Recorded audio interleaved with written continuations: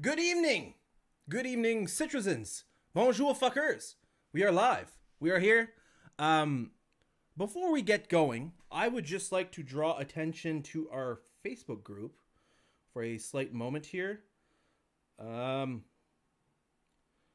just take a quick look at that.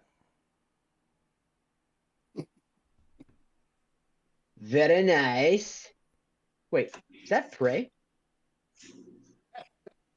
Did you get Prey tattooed on your arm? I did.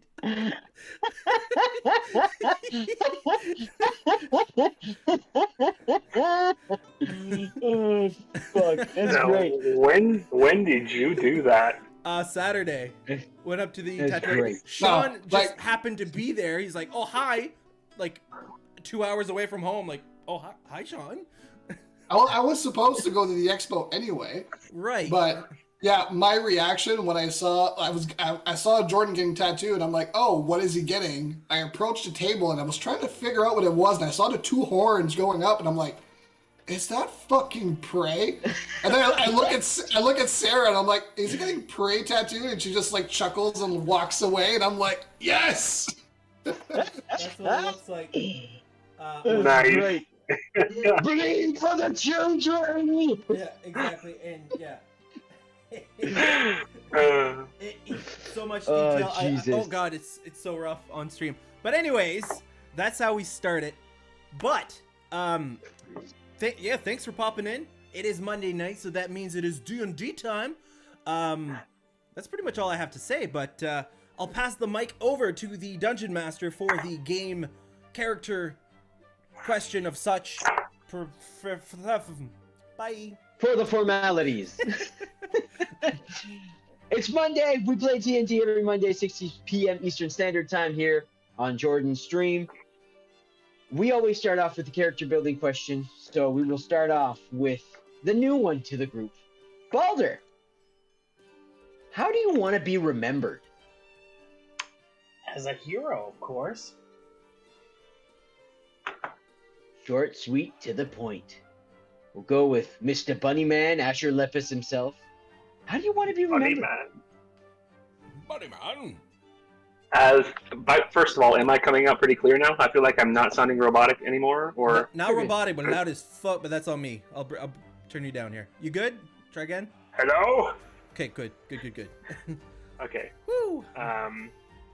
So I guess Asher would want to be remembered as not necessarily a hero, but as somebody who's always looking to help others and to, I guess, make the world a better place. And he kind of has a different vision of that now, as he did before, setting off his journey.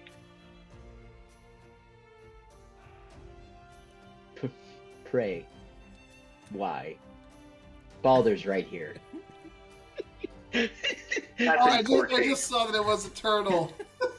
It's Donnie! It's literally Donatello!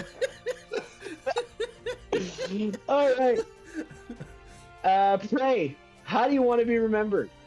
Hi, I am Jordan, and well, Prey would I don't know if it matters because I'm not sure if I will be. My family's dead, so they don't remember me, or maybe they do. Maybe dead people remember people. But if I'm the last of the men of the Gill to survive, well, I don't know if I'll be remembered. But I'd say as the wisest and the strongest, and probably the smartest of the Invitus Praetor clan, of course. Okay. And Erden, how do you want to be remembered? Well, Erden doesn't think he's going to be remembered at all because he's never really been out in the public as much to make a difference. But I think overall he would just want to be remembered as someone good. Someone good. All right, and we start off where we left off last session. The men of the Gill, after some dubious intent from our resident chaos cleric himself, What? solved What are you a talking about? solved Me? a. Am Am I the drama? uh, um, same wavelength.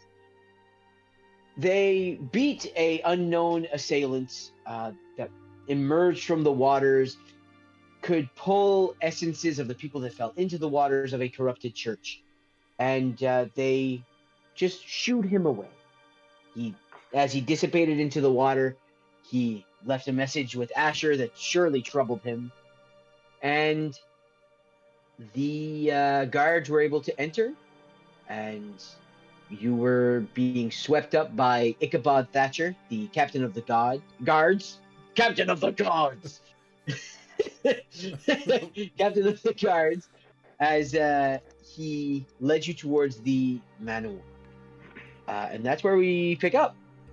Is there anything you guys want to do before you enter the Man of War as you are walking with Ichabod Thatcher? Are you guys excited for the gauntlet? Is that tomorrow? I don't remember. Is it now? Let's fucking go! I think it's tomorrow. I hope so. Yeah, I was gonna say, is it like now, or do we have time to rest a little bit? Icky Bits, Icky Bits, is this is the gauntlet tomorrow or today? He turns towards you as you guys are at the door, and he goes, at the door of the manoir, which is basically just a man of war boat, flipped over, hull up, turned into a residential home for the leader of Mercer, and he goes, first of all, it's Ichabod, not Icky Bits.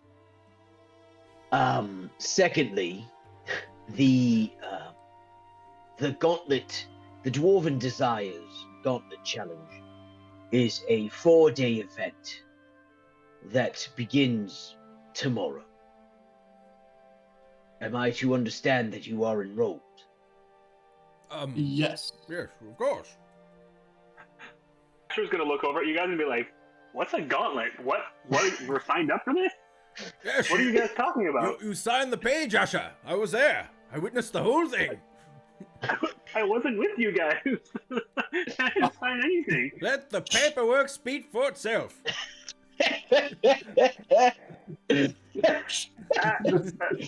And at this point, Asher knows better than to even try to argue with Prey or to just go and be like, "Oh, okay, all right." So he looks at you and goes, "Oh, that should make it a bit more interesting. I'll be sure to tune into your bouts. But just a few questions. You said that you were part of the Hanfordian Guild, is that correct?" We are the Gill. The Gill. We are part of the guild, yes. So after we're done here speaking with Elizabeth, with the wardeness, Colton, you can find me at the barracks, and we'll arrange some sort of payment for the fulfillment of the contract, for doing whatever you did in there to stop the chaos from happening. Thank you. So please follow me. And he opens the 2 front doors, and you see that the ship. Usually ships have floor, like just different floors. This has been at the center of it, just hollowed out with a large stairway, circling up with 3 different floors and bridges branching off into like other floors, you can assume deeper into the home. And he goes, "Now before we go see the wardeness, there are some formalities that need to be taken care of. Please follow me." And he like leads you just down right next to the main door, just into an office area. There is a big, large wooden desk.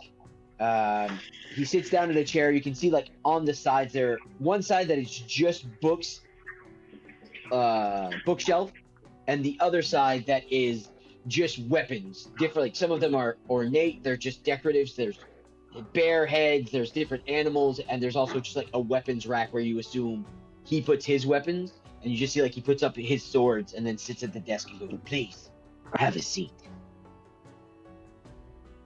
I'll sit down. I will also sit. I will crouch down in a squatting position and be like, yes. And I assume Balder follows suit? Yeah.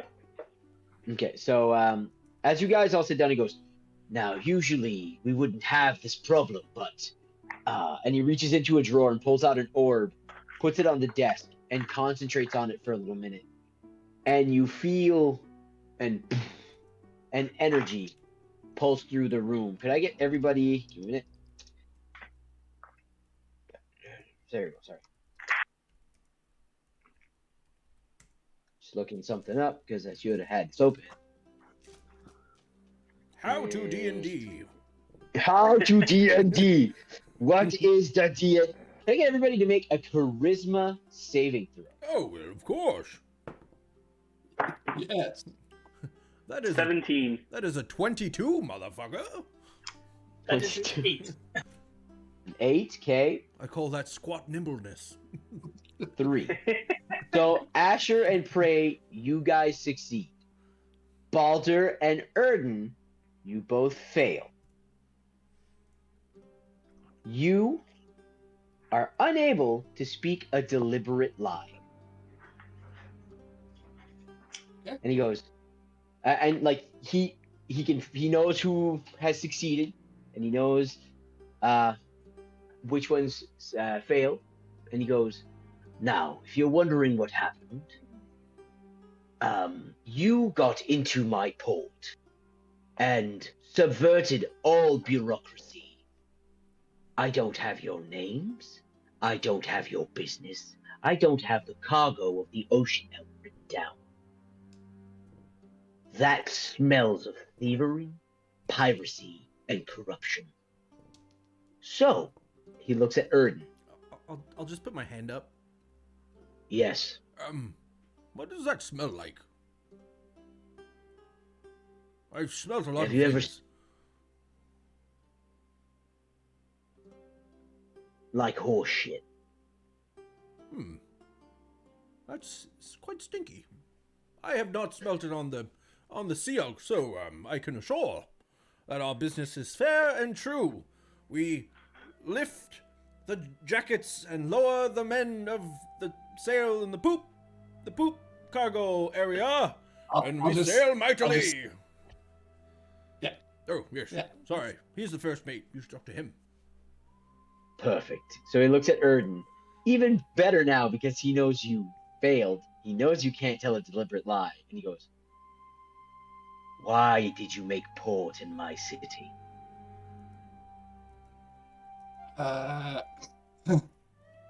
Is that we sailed port, and that's like not Erden. We sailed port there because that Kayut told us to go there, or did we get stopped by?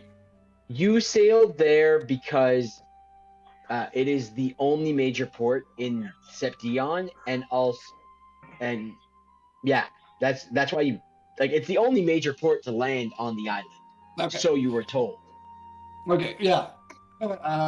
Yeah. I'll tell him that. Just I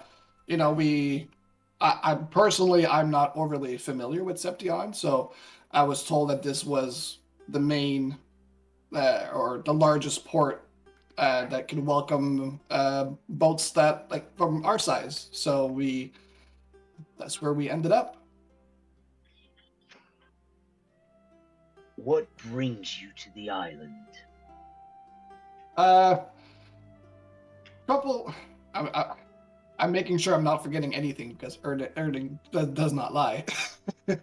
Well, I will. Zone of Truth has this thing. You can't speak a deliberate lie, Right. but you can be political and skate around it if you want. That's always how I've done Zone of Truth. Okay. I'll just say we had to drop some people off here, and we also had to come to Seption, and I'll point at Prey, and I'm like, Prey is actually from Seption. So a few reasons. bringing some people over, and then trying to find some people here, and then my friend here is from Seption, so we wanted to stop by. He looks at Prey and goes, whereabouts are you from? Well, you know the canyon? There are many canyons to the west, yes? Well, the canyon, you know, the one where I was born, that one. That's where I'm from. There's like a big hill on each side, there's like a little canyon. I think there was dwarves there at one point, I don't know, there are little buildings. A little gnome swings by once in a while.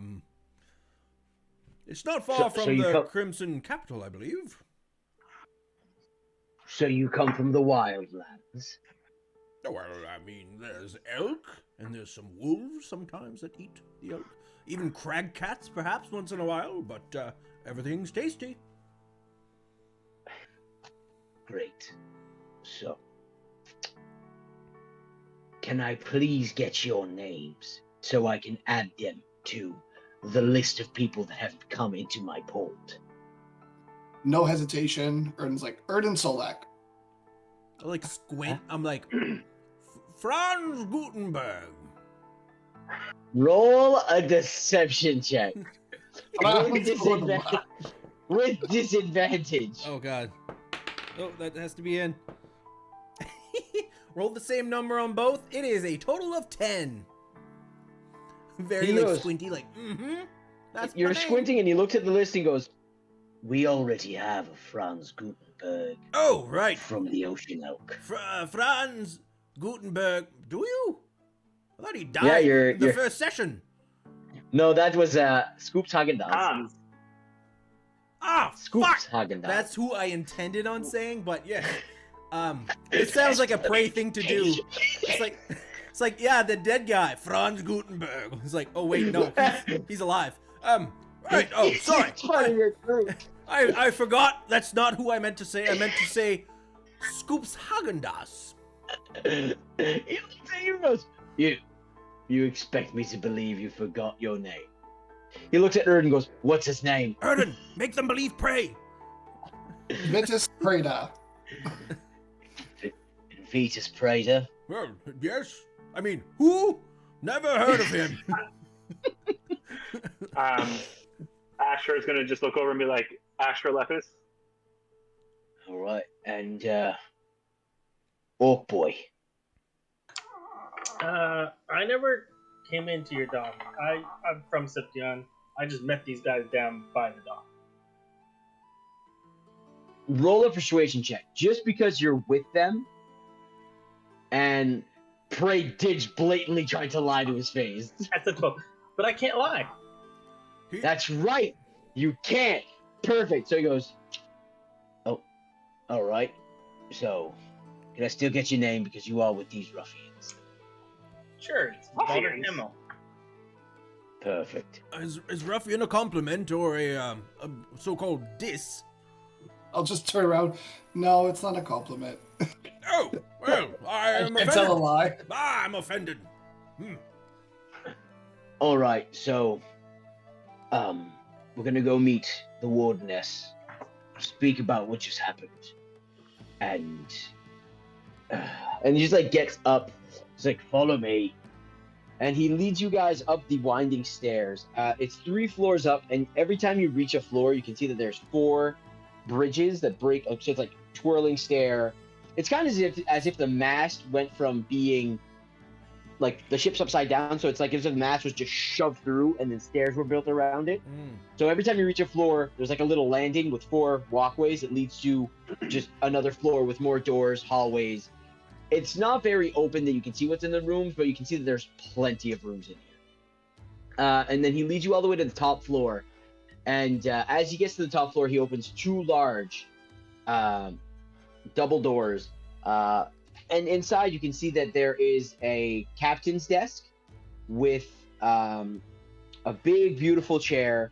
The woman who boarded your ship when you first landed to talk to Abigail is sitting behind just writing papers. You can see that there's just bookshelves everywhere. Just not everywhere, but like stacked beautifully, and behind her is just a big big windows that are just looking out over the city, and you can see just a crowd of people gathered around the Church of St. Dion looking at it in awe, and she's looking back at it, looking back at you guys, looking back at it, looking back at you guys, and she goes, so that's something. She's still the like probably older woman, gray and brown hair, but she has, instead of having the ornate robe, she kind of has now like, I want to say house coat, but like bougie house coat. So like you can tell like she was unwinding for the night, then this shit happened. So she's now got shit to deal with. So she's just sitting there. She goes, so can anyone explain to me what happened in my religious building behind me? And Erden and Balder, as you guys walked out of the office, you could feel the spell wear off because the radius. Asher's the one that has the voices in his head. Not me at all. Asher, what say you about the temple? As you guys say this, he just goes, just a minute. He looks, he goes, dismissed! And you just see like two blue crest guards just continue. I wouldn't say I have exactly voices. I just have like a voice. It's just my deity. He was telling me that something seemed off about the church while I was next door. Just a quick side note. I do know that last combat you ripped off the emblem to expose it. Did you cover it up again? Yes. Okay. Just wanted to get that cleared up. Yeah. You're not walking around with like, I'm an evil person. No, he's still got his alignment. It never changed. So I'm just there with my hand up. Yeah. And she goes, yes. He goes, and Ichabod goes, Invitus. He goes, yes, Invitus. Please call me Prey. I just want to make sure that Asher does not forget the fact that I wrestled a shark. And I just flex a little bit, and I'm like, mighty gauntlet man, you know. Don't forget that detail, Asher, when you tell the tale of the wicked church. I must apologize for my friend. He did, in fact, think that a shark was giving him crooked eyes. It was a hammerhead shark. The eyes are already crooked. It doesn't really matter. But he just took it on himself to challenge the shark to a fisticuffs match. It seemed to end in a draw, but he likes to think that he won. Well, I'll show the shark too. They'll be like, he doesn't have one of my teeth. Roll an investigation check, Prey. Fuck, that's cocked. I was like, natural 20, but no, it's cocked. Gotta be honest here. Natural 20! It was set to be! But that is a 19. It was a natural 20, so as you hold up the tooth, you see there's another tooth in your hand. You have two shark teeth. Oh, well, look at that. I will change my inventory. Yes, two shark teeth. Two shark teeth. So she goes, oh, okay, so there was shark wrestling. Yes. Why is my ocean deity's church purple? And why are people getting sucked? Why were people getting sucked into it? That much I don't think we have an answer to yet. What happened? You were the only four in there. I need to know what happened. Okay. There was a bunch. Oh my! Oh, Clementine! Oh, he grabbed into my skin. It's giving me the crooked eye. Roll initiative. Jumping like it was just like, and then like just grabbed into me because she wanted to jump on me, and I'm just like, ow! Roll initiative. Yeah. Roll initiative. Sneak attack. I've been 17 sneak dice. attack. Oh, Marshall. All right, so Okay, goodbye. what happened? So we walked in. It appeared as if there was a bunch of pools that seemed to all be the color purple, and then we got up. I noticed it, and I think Erden saw it too because he's kind of good at perception, and I have like pretty good eyes because I'm a rabbit, and like avoiding predators. There was a gigantic sphere of water, and it looked like there was something in it, and it looked like it was like causing all of the purple gooey water. So we decided to try to make a hole in it and shoot in it, and then something kind of appeared out of it, and then it didn't look friendly, so we fought it. Right. Where is it now? It disappeared into the water and just kind of like. Well, I thought we killed it. Did we not kill it? I slashed it really good with my axe, and I'll like make my axe appear like. And As you do this, Ichabod, like you feel two hands pressed on your shoulders, like ready to grab you, and it's Ichabod just like has his arms around you because you summoned your weapon in front of his leader. oh, yes, that's kind of what happened with me and the shark. He grabbed me, and I grabbed him, and he had his arms around me, and I said, "Fuck you, shark!" And I ripped out his teeth. Pray. Put away your axe. Oh, please. Disappeared. I cast it away. You feel the arms loosen up. He goes, "Please don't do that again. This is an important political figure for the city, and we cannot afford her death." Are you saying I'm not important? You may be, but not as in this city, not as important as her. Okay. It's okay. So Okay, buddy. it's So gone. I mean, it kind of just melded into the water. Maybe it's dead. Maybe Prey and Balder killed it, because I'm pretty sure I saw them both like when it was kind of disappearing. But there's no body. So she looks at you and goes, "Do you know what caused that being to emerge?" I'll just like look at her like dead in the eyes and say like, if we knew, we would tell you, because it seemed to be reacting poorly to my deity. It was like the water was kind of moving away from me when I was going inside. I mean, we did also attack it. Roll a deception check with advantage. So first roll is a 15. Second roll is a 20, a dirty 20.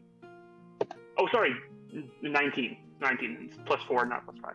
So it's the first one is Okay, so you say this, and she goes, "And you have no idea what caused this." She looks and goes, "Corruption to take place." none whatsoever. But if we can be of service and help you investigate it more, we will happily do so. At least I speak on my own behalf. I can't speak for the others, but I'm curious to know more. I mean, yeah, it was a weird thing. I don't know what it was. I tried shooting at it. Didn't really do much. So she gives a look to Ichabod, and Ichabod like gives a nod. He goes, "This isn't the first historic site within Mercia to have been ruined within the past week. The librarium has been destroyed. It's gone. It was set on fire." And as she says this, you can see like Abigail's just there, like touching like books that the wardeness has just looks at them, and she's like, you can see like tears are streaming down her face. He goes, Abigail was her father was the keeper of the librarium, and he did not make it. But we do have reports of a hooded figure seen running out of the building. A hoodlum. We barricaded most exits out of the city, and we've warned all ships who have made port not to grab passengers who match this description. And he like unrolls a scroll, and the face that you see on the scroll that has been described, though crudely drawn, is the drawing is the face of the assassin who set fire to Kyle's old house. I was looking at my notes and I'm like, where is this? The one of the vampire that you are seeking's associates.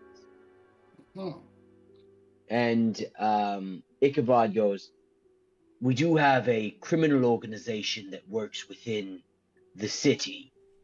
They were dealt with a few years ago. They seem to be re-emerging, known as the Fellmain. They... Oh, pardon? I was just going to say, would it have anything to do with an organization called, or maybe it's them too, the Black Sun? The Black Sun is not something I've heard within my network.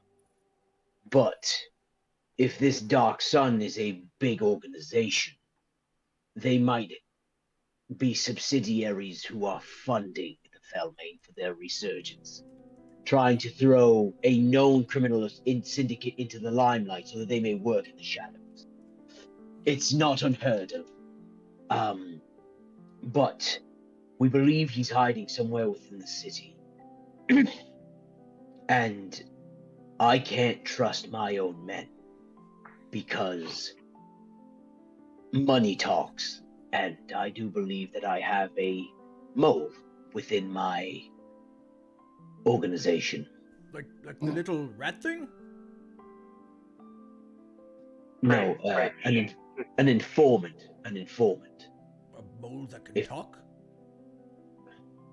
Whoa. I'll just give me, and I'll just tell Prey, I'm like, no, they mean like somebody that's inside the his organization that's giving information to another organization, like going around his back, doing shady shit. Where does the mole come in? It's a slang. It's a slang for informant. You learn something new every day. The more you know. Intelligence to 9.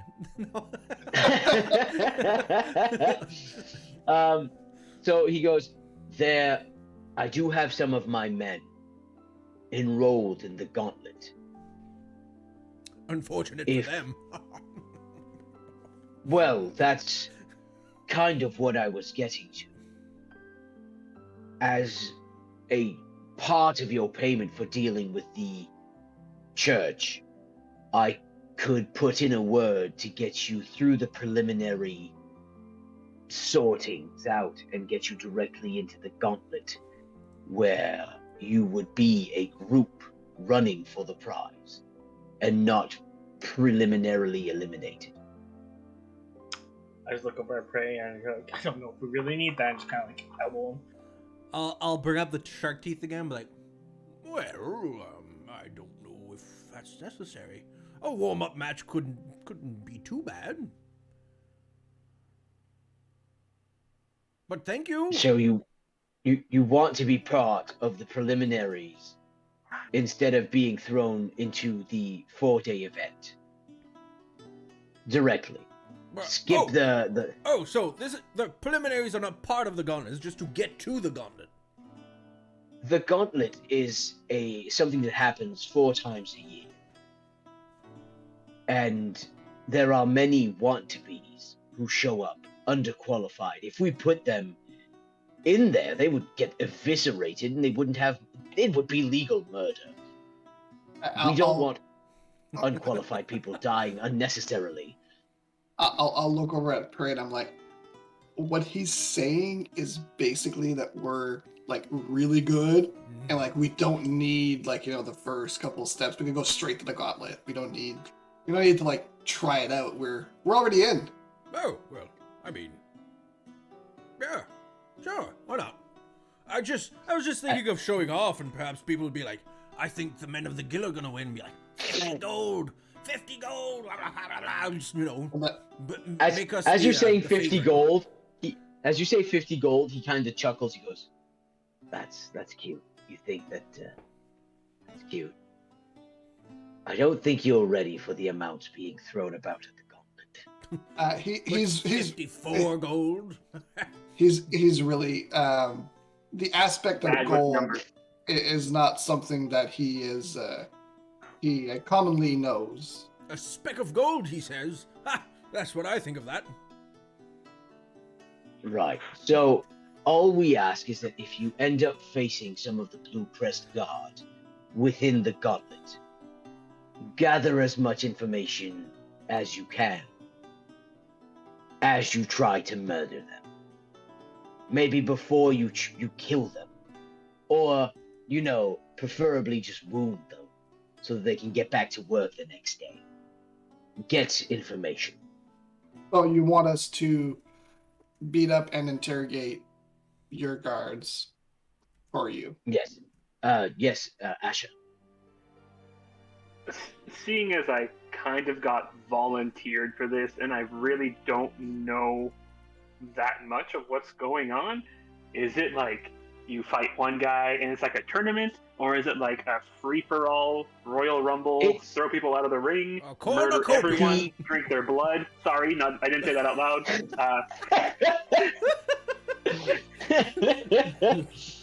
He goes, the gauntlet, the different stages are really kept under lock and key within the dwarves' desire, so there cannot be any trickery or cheating, but it does tend to be combat related.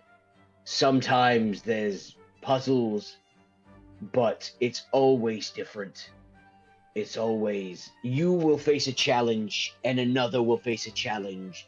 No group will go through the same challenge. That is why it's called the gauntlet. There is no preparation. It's thrown in and figure it out.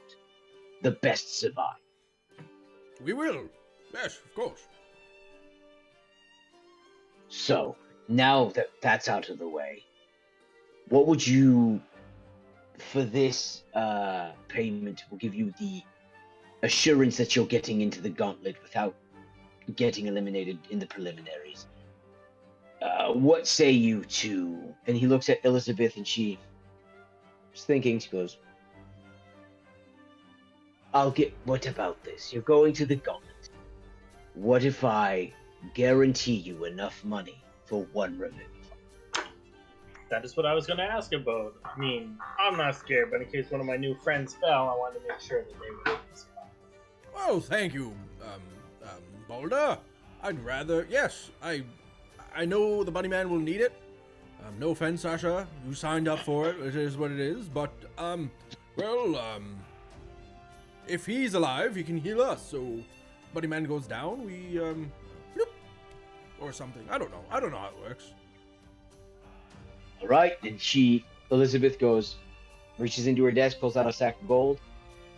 1,000 gold is yours. If one of you falls during battle, at the end of said battle, one of you may be revivified. If you all fall, that's just one of you, and the 3 others stay dead. That is what we're giving. I'll take it so that Prey doesn't take it. And he he goes, gold overnight, just like, yeah, the gold. revivify. I wanted to triple our money at the casino. Yeah. Uh, A loaf so, of bread, that's worth 50 gold.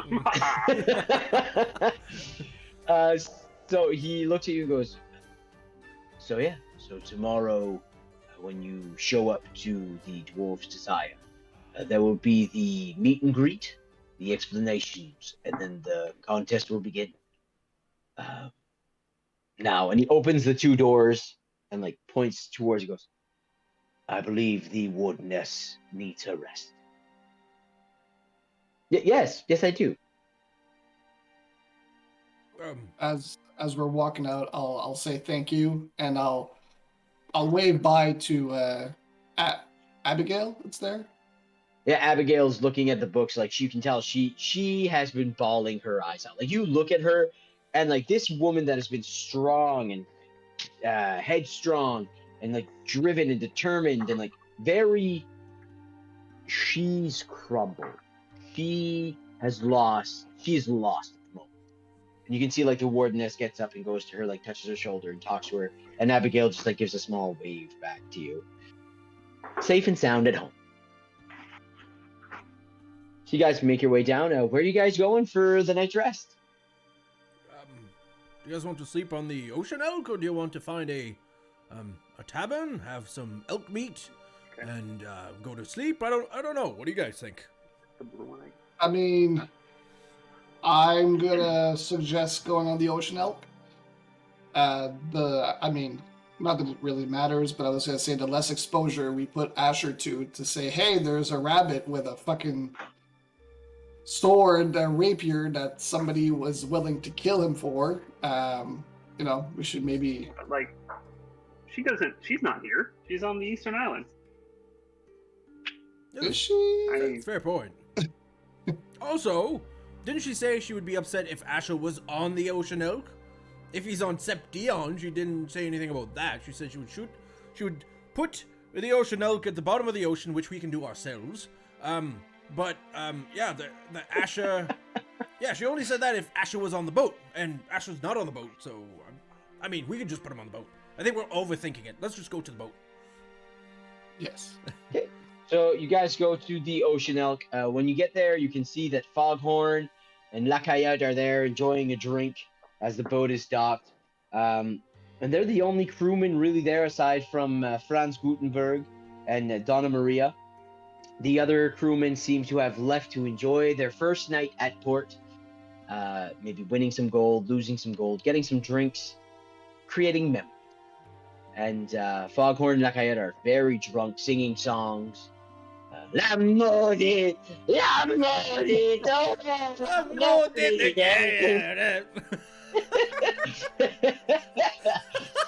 Oh yes, the traditional Seption song. Yes. Yeah, of course. So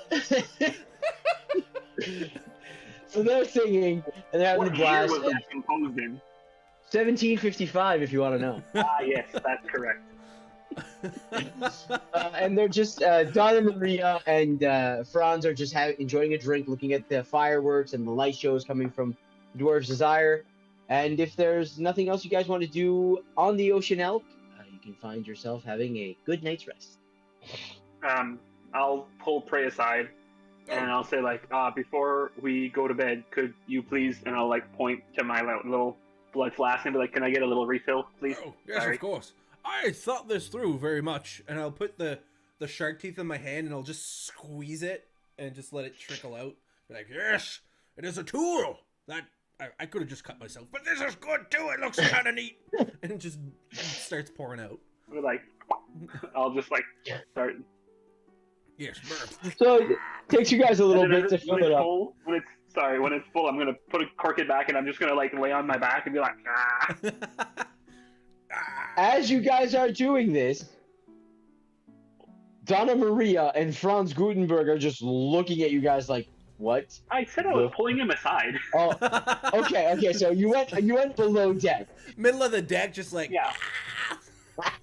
Blood garden. I'm just standing up on the deck. Oh yes, welcome, Balder. This is the Ocean Elk, and I'll show him around as the first mate. I'll show him around the boat. So he shows you around, and the distinguishing feature that compared to every other ship you've seen at port since you've been in Mercer, is that right below where the steering column is, there's just a spear that is driven into above the deck. Because as the men of the Gill remember, when you called this the Ocean Elk, Bray went hunt and threw it and rolled a natural 20 and just drove the spear, and no one has been able to take it down yet. So it's still just there. That and a lot of scorch marks. And oh yeah, it is very well worn. It is a well worn ship. Speaking of that, thank you. Donna Maria does come up to Erden and go, I have spoken to some local carpenters. It will cost us a fair bit of money. But I have heard that you have gone and signed up for the contest that is going on in the city. Maybe some of that gold could be sent to repair one of your sources of income? Yes, absolutely. I will tally the numbers and I will let you know what the cost is. I will try to create a tab with these carpenters and maybe get Gully to feed them in delicious food as we wait. Perfect. And you guys go and you get a good night's sleep. You wake up the next morning early to make Prey wake you all up. Go there! It's time for the tournament! And like a kid, like a mom dragging her kids to the first day of school, Prey's just dragging all. Actually, Prey and Balder are dragging Asher and Erden. Because Balder seems fairly excited. Oh, yeah. Also. So you guys go and you drag the two sleepy non-combatants into the gauntlet. Balder, as you are headed towards this, a voice creeps into your head and goes, This is the first stepping stone. So many great things are coming.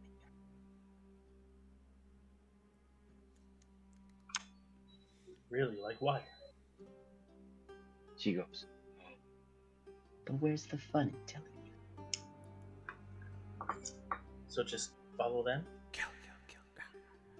you? Fucking Jason Voorhees. Jesus Christ. And she goes, just follow the purple man. Which she calls Prey purple, but he's really gray. But he's you get the sense that she's talking about Prey. Purple. He's definitely purple. So yes, you guys show up to the dwarves. Oh, sorry. What were you gonna do to say, Balder? I was gonna say, good. I like the purple one. So as you guys make your way to the Dwarves' Desire, you can see like there's guards of the Dwarven Desire dressed in those purples and golds that are just Jesus.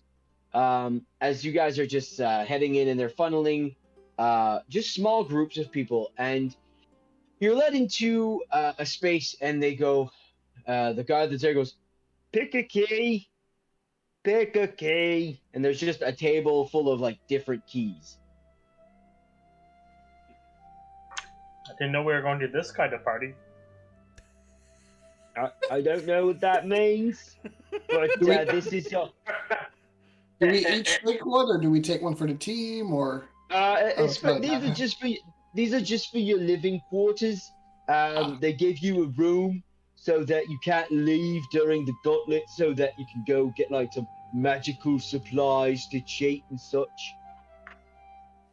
Right. Okay. Let's grab a key. Okay. Could you roll a d20 for me, Erden? It's an 8. An 8. Okay. Mark that down. 8. So, you guys go, and he goes, all right, keep going that way. And as you guys walk away, somebody grabs another and goes, you go that way. And you guys are funneled into not a small, but like a big enough conference area. You can see that there's different groups of people there. Some of them are clearly warriors with like battle scars. Other ones seems like well-dressed magical practitioners that are reading through books. And you can see that there's very well-dressed people kind of like nobility, and they're going up to fighters and they're asking questions and they're like grabbing their arms. For Balder and Erd, this is clear what they are. These are people here to gamble large sums of money, and they're assessing the goods. So you guys are here. You can see that it's crowded. There's different places you can sit. There's a table with a bunch of food, different array of meats, vegetables, cheese. There's a place where you can get drinks, and there's just tables and stools all strung about. What would you guys like to do? Well, as I'm walking in and I see all these people, I just want to take my hat and kind of like tuck my horn sort of underneath it, just to kind of hide it. Okay, you try to blend it in with make the horn seem like it's an accessory to the hat, so.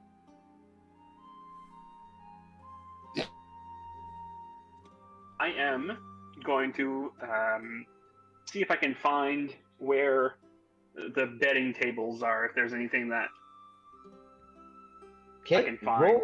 Roll either an investigation or a perception. 8,000 credits. Don't bring Cal into this. Don't bring Cal into this. I'm still weeping, We all are. Despite my wonderful +7 perception, that was a natural 1. Natural 1. This is the biggest crowd you've been in ever. Like, you've been in big crowds in big areas. This is a big crowd in a small area. You feel a bit claustrophobic, and you're like just scanning faces, like Scanning butts. kind of like when you take. Yeah, kind of like when you take a rabbit out of its cage. It's taking its surroundings, and just like your nose starts to twitch a little bit faster. It's like, oh fuck, oh fuck, oh fuck.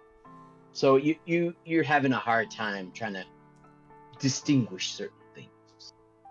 I'll be like, I'm just gonna like scratch one of my ears, and I'll just like also adjust my hat, but like not in the same way that Erden did. Just kind of like adjust it, and like I'll just like hold on to my rapier really tight because I don't trust any of these people now. Just like there's a lot of people here. Prey and Balder. I'm going to go over and grab a big chunk of meat. All right, you walk over and there's. Whoa! That's my penis. That's my kind of party. Training So getting good. you show up to the table and you see that there are different types of meat. There's chicken, there's fish, there's hog legs, there's wild game, there's roasted rabbit, there's different types of animals cooked, Answer. Hey, answer. fried, all a different array of meats. So you can have your pick. Any elk? Roll an investigation.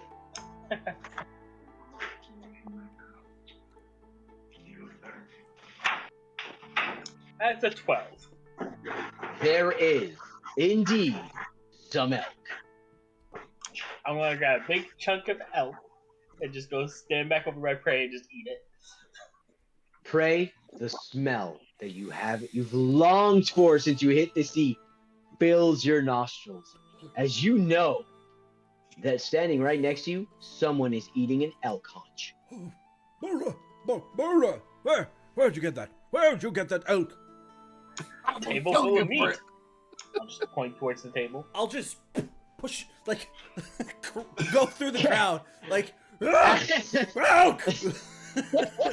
So, as you're doing this prey, you get to the table and you hear, Invitus, Praetor, is that you? Yes, it is me. And I like look around. I'm like, what? Where? You look around and you don't see anything until you look down. Standing next to you, what the others around you would see is a gnome, brown hair, slick parted, round spectacles around his plump face, a big mustache, just curled at the points, wearing a brown dress vest with like a tie and some brown pants, very much like 50s office worker. And he goes, "Invitus, Oh, is that you?" oh, And it is Coco! Coco Flanell. Coco! Oh, Coco! It's the little baby! It's the little baby human! Oh, good Lord, Coco, how long has it been? Well, the last time I saw you, Invitus, I believe it was. How did you survive the fall? Oh, well, I did not jump off the cliff.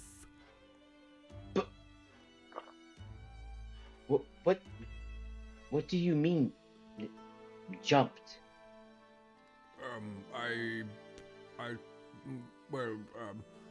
Since you're talking about it, I assume you saw my dead family? Well, I haven't. Last time I've been to the Death Gorge was when. Well, the last time I was there and I showed you, and he just does it again, cast minor illusion to just make like little dancing praise. Coco, watch this! And I'll make a little dancing Coco. I'm like, I learned it! I can do it now! Little baby! He looks at you and he goes, you've learned illusion magic. Right, Invitus, that is mind-boggling. When and where did you have the touch? I learned it right after my family jumped off the cliff. But It's phenomenal! It's phenomenal! I love it! What do you mean jumped? Well, and I'll just hop in place and be like, that? I'm not sure what you mean. Invitus, there was 40 of you. 40. Yes. Why would 38 members of your clan jump off a cliff? Bro, you're saying more people jumped off than people existed? No, there was. Sorry. It's been a while since I've dealt with your clan. So, there were this many in your clan, right? Yes. Why would this many jump and this many not? Are you saying I'm two people? No, Invitus, you're the second of your clan I've met since the fall. What?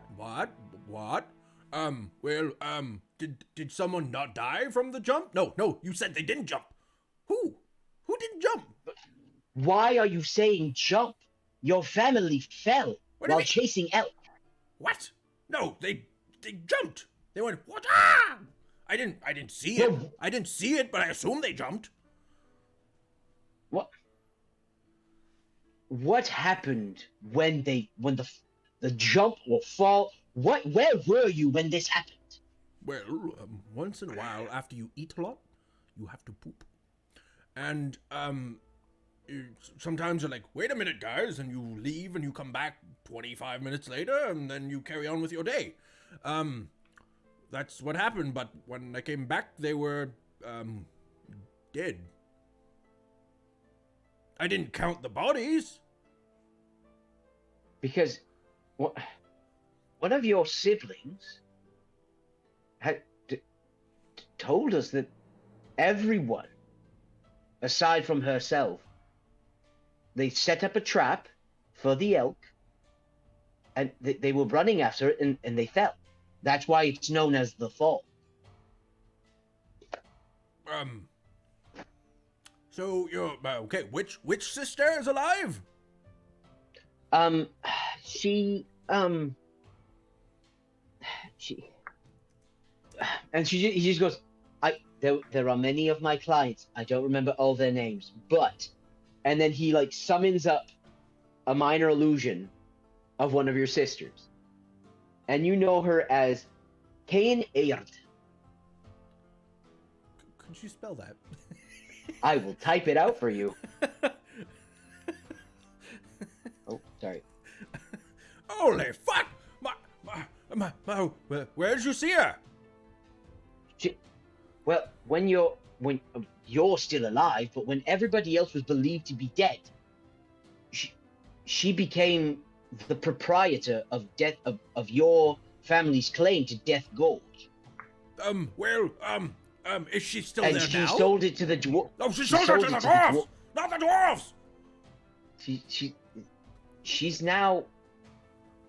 now works at the Crimson Capital. Holy fucking Christ, we had a home! We had a family! And now, I'm not the wisest of the family.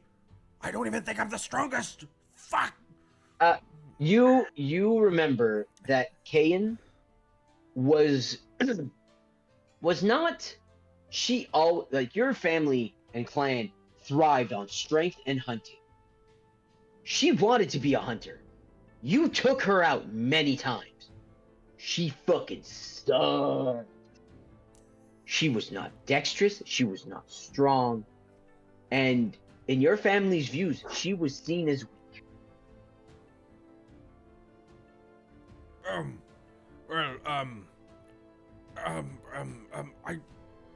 So she sold it to the dwarves, so there's dwarves where I'm from now? Fuck. The dwarves that had the opposing claim to the gorge now own the entire Death Gorge. Oh, fuck. Dewey, you said she worked in the Crimson Capital? You know what I'm trying to say? The Crimson Yes, Capital? What's she doing? Yes, she's the advisor for the Baron.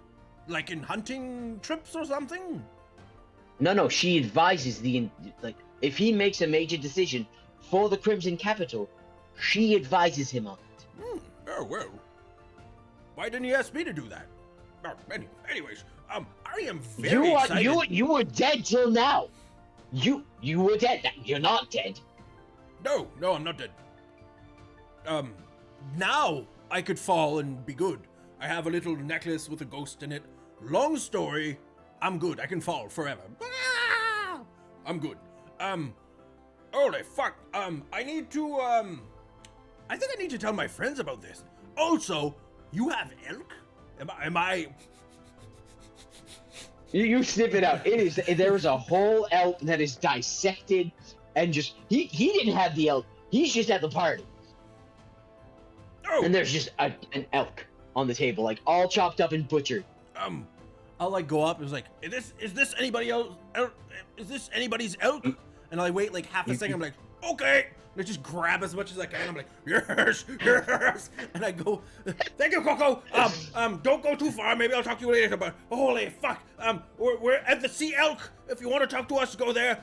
You can also stay there if you want. You can sleep there. We have a boat. I have friends. They're very strong. We're in the gauntlet tomorrow. Please come watch. Bet all your gold on us. Coco, I love you so much. I'm so glad that Kay is alive. Holy fuck, this is a good day. And I start walking off with the elk. Yeah, as he walks away, Coco's like, bye, Invitus. Bye. Okay. Yes, come to the Sea Elk. We love you. I love you. Thank you. Bye. And I leave with the pounds of elk. Okay. As this is happening, Erden, you hid your horn. What else would you like to be doing? I was gonna say, can I just stand in a corner somewhere like away from the crowd and just kind of have a look around? Okay. Could you roll a perception check for me?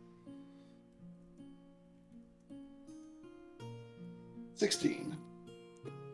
Okay. So, as you scan around the room, you can see there are many different types of combatants in this room. You are now you went from Erden deckhand to Erden I need to survive in this. Basically treating this like it was the wild, seeing your competitors and analyzing them.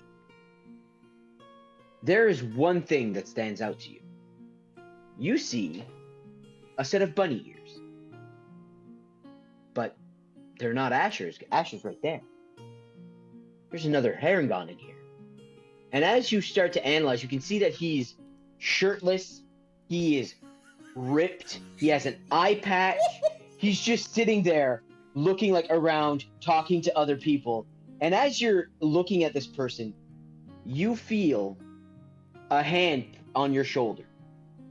And you turn and you see this gorgeous blonde human woman. And she goes, Oh, a new combatant. What do we have here? And she grabs your head, and she's basically about to start like grabbing your body and like checking you out as something to bet, treating you like an object. Like a piece of livestock.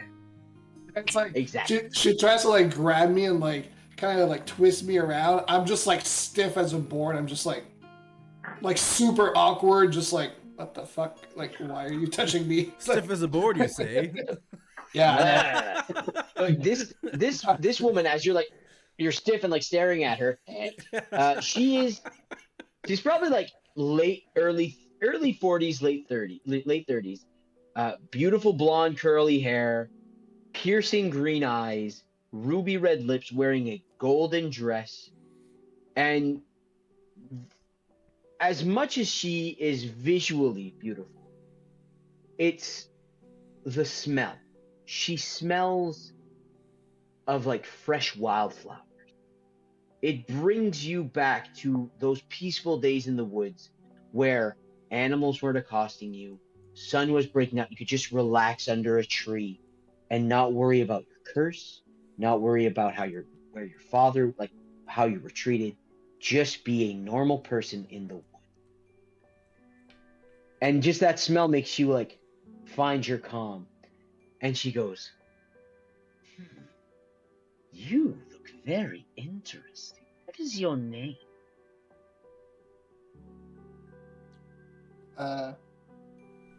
Pray. No, I'll tell her my name. I'm Erden. And like she grabs your face and lifts it up because of course she's taller than you, and she's looking at your face. She goes, "This? Are you a tiefling by any chance, Mister?" No. I'll just kind of like move my head aside and kind of. She goes, "Well, what are your skills?" I'm sneaky and I can shoot my crossbow. She grabs a piece of paper. She's just writing this down inside a little book. She goes, "And your group's name is?" The Men of the Guild. Men of the Guild? Gill. Oh, Men of Guild. Well, I can't wait to see what you and your friends do, Mr. Earth. I'll be watching. And you see that she just turns and walks over to another combatant, like touches his arm, not interested, goes to another one. And she's just very selective about the people she examines. You turn and the Haringon's still there, sitting down, talking. I'll move closer to see like who he's talking to. He's just talking to another, like this group that he's talking to seems to be very warrior oriented. Don't seem to have many casters, but they seem like swords, battle axes. Some of them have large scars on their shoulders. Like these guys are battle worn. Yeah, as I'm seeing this, I'll try to keep an eye out whenever I can spot Asher and kind of wave at him to come see me so I can kind of point it out. Okay, yeah, so Asher, you see, after like a little bit of being overwhelmed, you see Erden like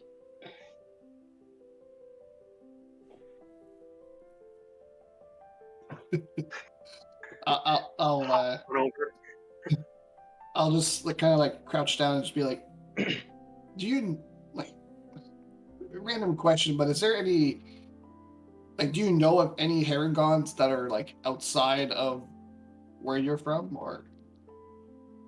Well, there's a few families where I'm from, but they've mostly all stayed put, to my knowledge, unless it could be a long lost relative. It could be a complete stranger. What is there another Haringon here? Yeah. I thought I was the only Haringon. I thought it was unique. What's this? No, I guess you're not. You're no longer you're no longer special. I guess. Just I'm just broken on kidding. the I'm inside. kidding. But yeah, like he's and like obviously Asher probably can't see him. I'm guessing because he's short. Well, you like there's an opening and you point him out. Yeah. If As anything, this I see him opening at eye happens, level.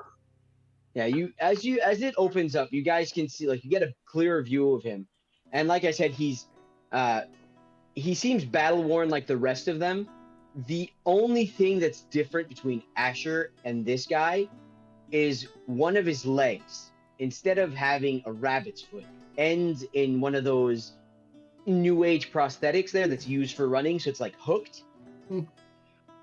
And he has one of those. He's just sitting there, just talking to his buddies, just talking. You can see like his ears kind of acting like Amelia Clark's eyebrows, just like going up and down, and like his ears are communicating a lot of like if it's a bad story, you can see his ears just go down, then like they come back up, and then he keeps talking.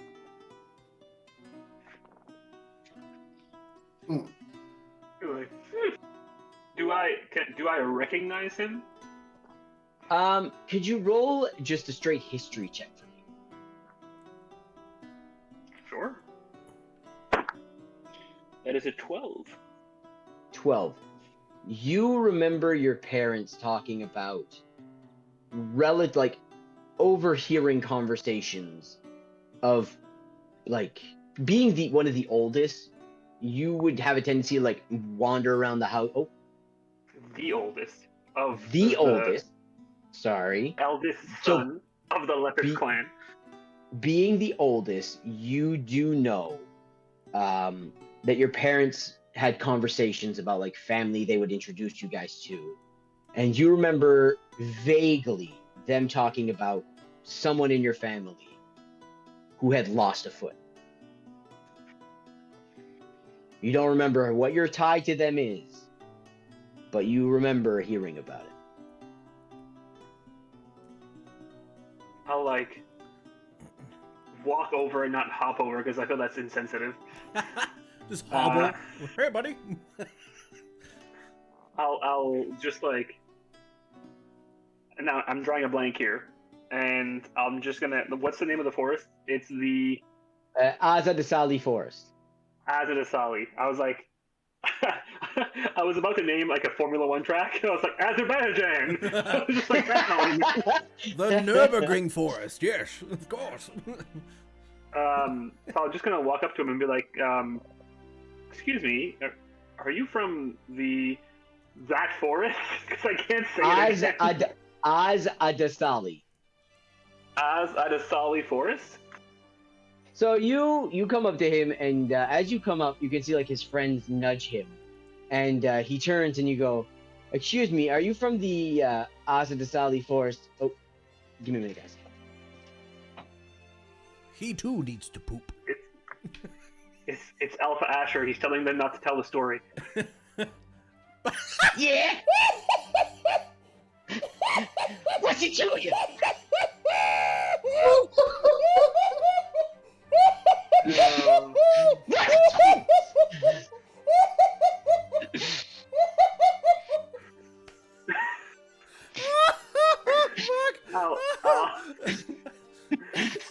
Things that we weren't ready for. That I'll be like, so am I, and I'll just be like, I'm with the Lepis family, and I'll like show him my family ring. So he looks at the ring, and he goes, "Sorry, I can't even do this seriously with that fucking puppet on my hand." Are we targeting a younger audience? Is that what's going on? When I publish it on YouTube, I'll put like 4 kids.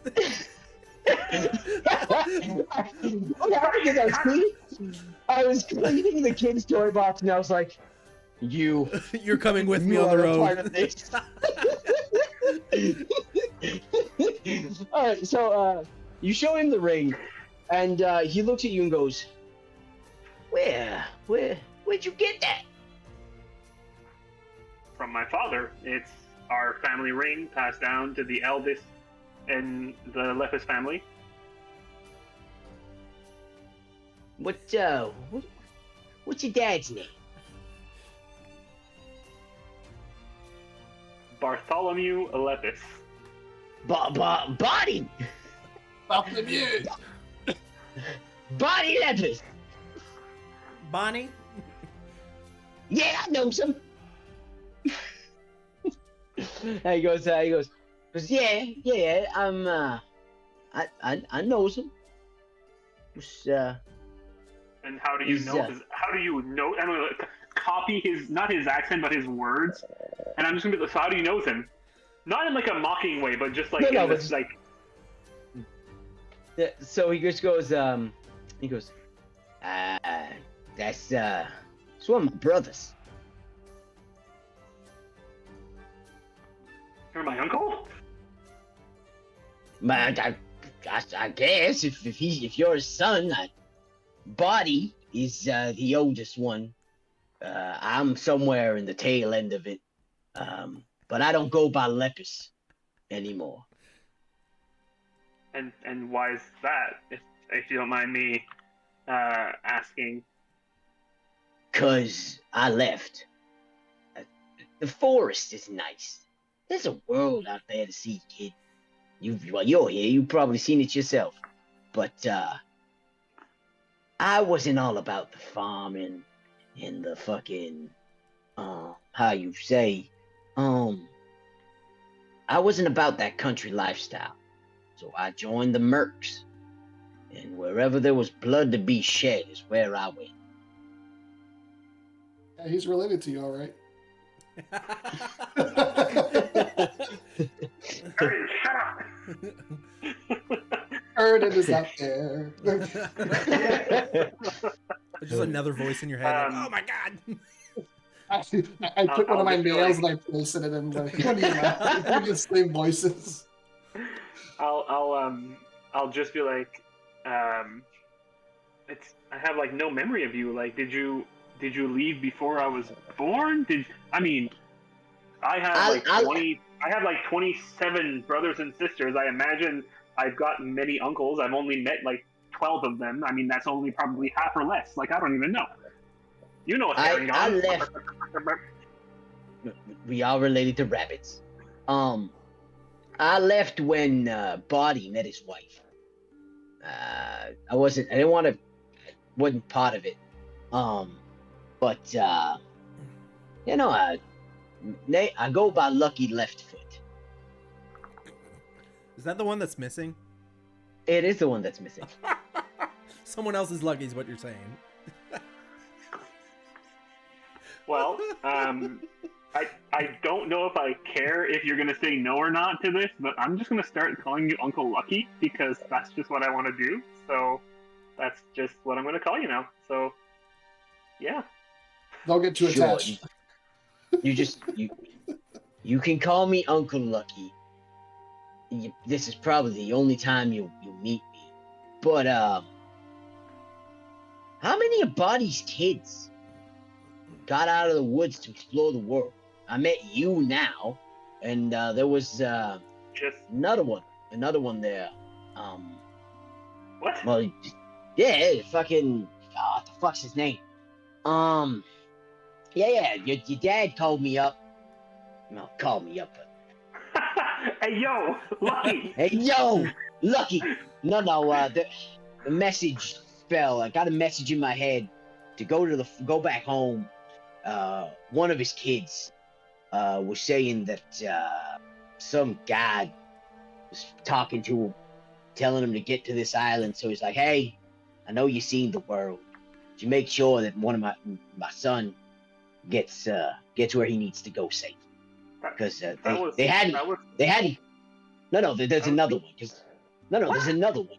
Yeah, you got 20 some siblings, and you think that the gods are only gonna notice you? That's pretty fucking selfish, kid.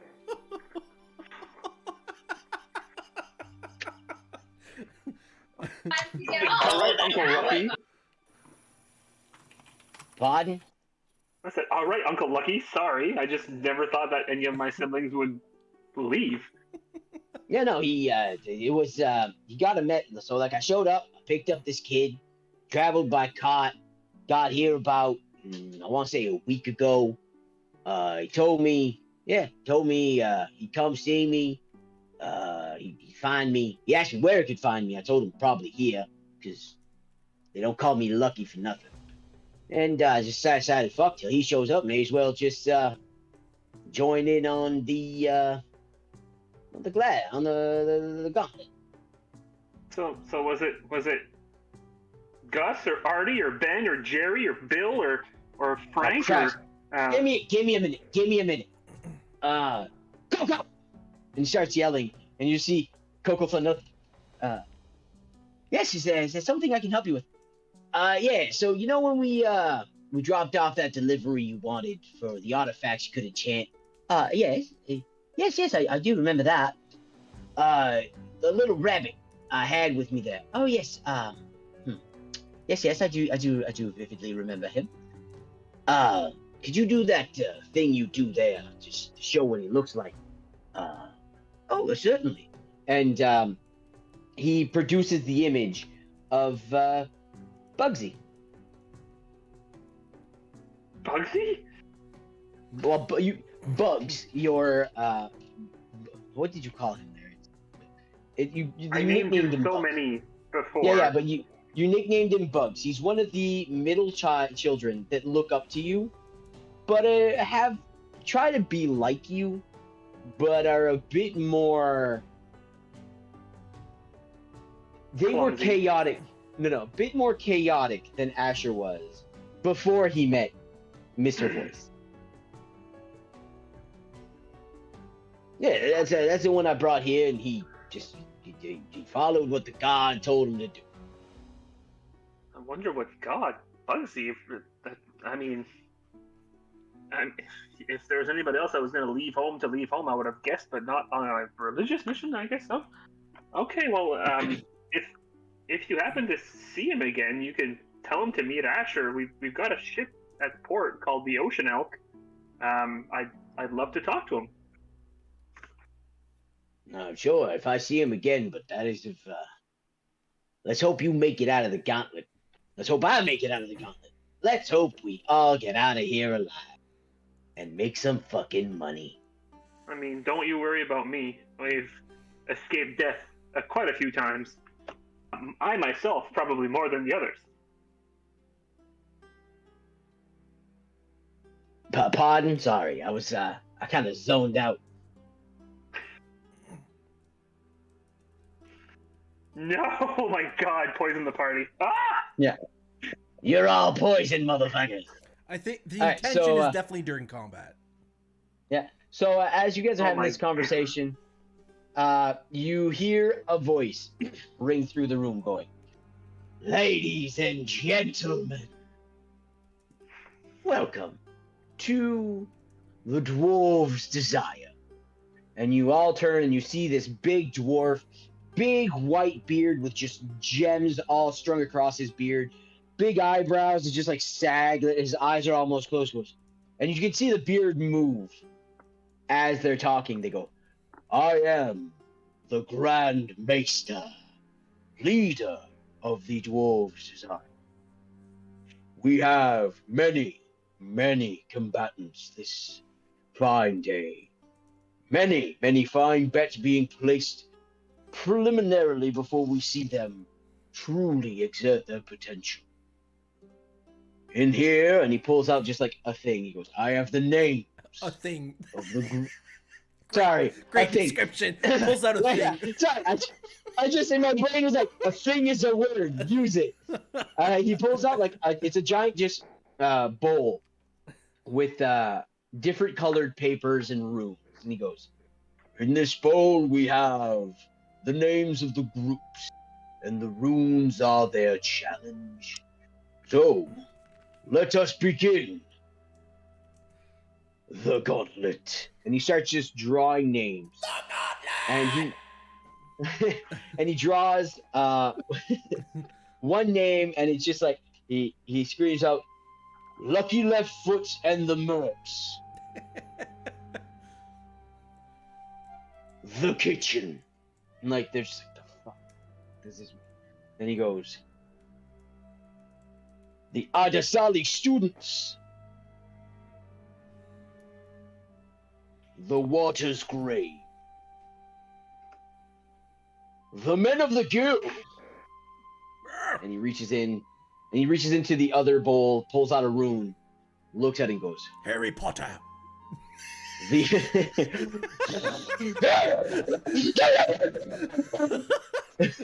Did you put your name in the goblet of fire? and he goes, the men of the Gill, the old Ghazi hold. And to Erden, that rings a bell. Because being from the military background that you were raised in, and Asher, you've heard of Ord-Ghazi because of the Ord-Ghast forest. But Asher, Erden, you are the one that knows that the Ord-Ghazi horde is a orcish horde mixed with dragonborns, goblinoids, and just a mixed mash of wild and feral people who created a massive horde. The kingdom of Zahadriel had just been like, this is your forest, nobody's gonna come in, just stay in there, don't get out. And you know that since the forest was burnt down but a few months ago, the horde has disbanded and has been rampaging wherever they could. And you hear the Ord-Ghazi horde. Ord-Ghazi horde. Ord-Ghast. And he just keeps reading names, and he goes, we will be, Pray, you might want to fix your health there, everybody else did, because you had a long rest. Oh my god, oh my fuck! No! Cool, we're good. So he goes, the combats will go as they were announced. So we will go Lucky, Left Foot, and the Mercs in the kitchen. Then it will be the Adesali students in the underwater grave, followed by the last combat of this day. The men of the Gill. Men of the Gill! And the Ord-Ghazi horde. Ord-Ghazi whores! So he goes, you may find yourself to your rooms. Unwind, relax, and you can even watch the few bouts before you if you wish. And then you just see, like, they start separating the people. You look at your key and you see a guard going, if you want, I can show you your room, but I can also take you to the viewing area while you wait for your combat. Is that Corey from the Triton place? No, my name's Greg. Mo Greg. Do you happen to have a rusty spoon by chance? No, that would be salad fingers. I'm old Greg. I got the fuck. Would you like to drink Bailey's out of a shoe? So, fuck. Okay, carry so on. do you want to be taken to your room, or do you want to go to the viewing dock? Boys, you want to watch, or do you want to just hang out and meditate, pray to our gods and mischievous spirits or something? I don't know.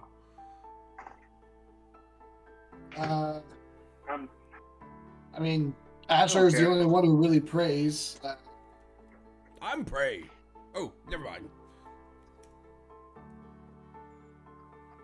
So I'm fine with it. I don't really matter to me. somebody make a just watch. choice. I can't leave you in here. Let's watch, so we know for Okay, next round. So he takes you to the observation area, and the fighters' observation area is above the crowds. And you see the Grand Maester, the dwarf, walk out, and he goes, "Ladies and gentlemen, welcome to the gauntlet!" And you just see... Too hyped from the crowd. And Just too hyped. And you see the crowd starts to go nuts as just... You see different people with the purple robes just start shooting fireworks out of their hands. Just... pyrotechnics, dancing lights, just spell being thrown out willy-nilly. Oh, Donnie, no, And no, he goes- PTSD.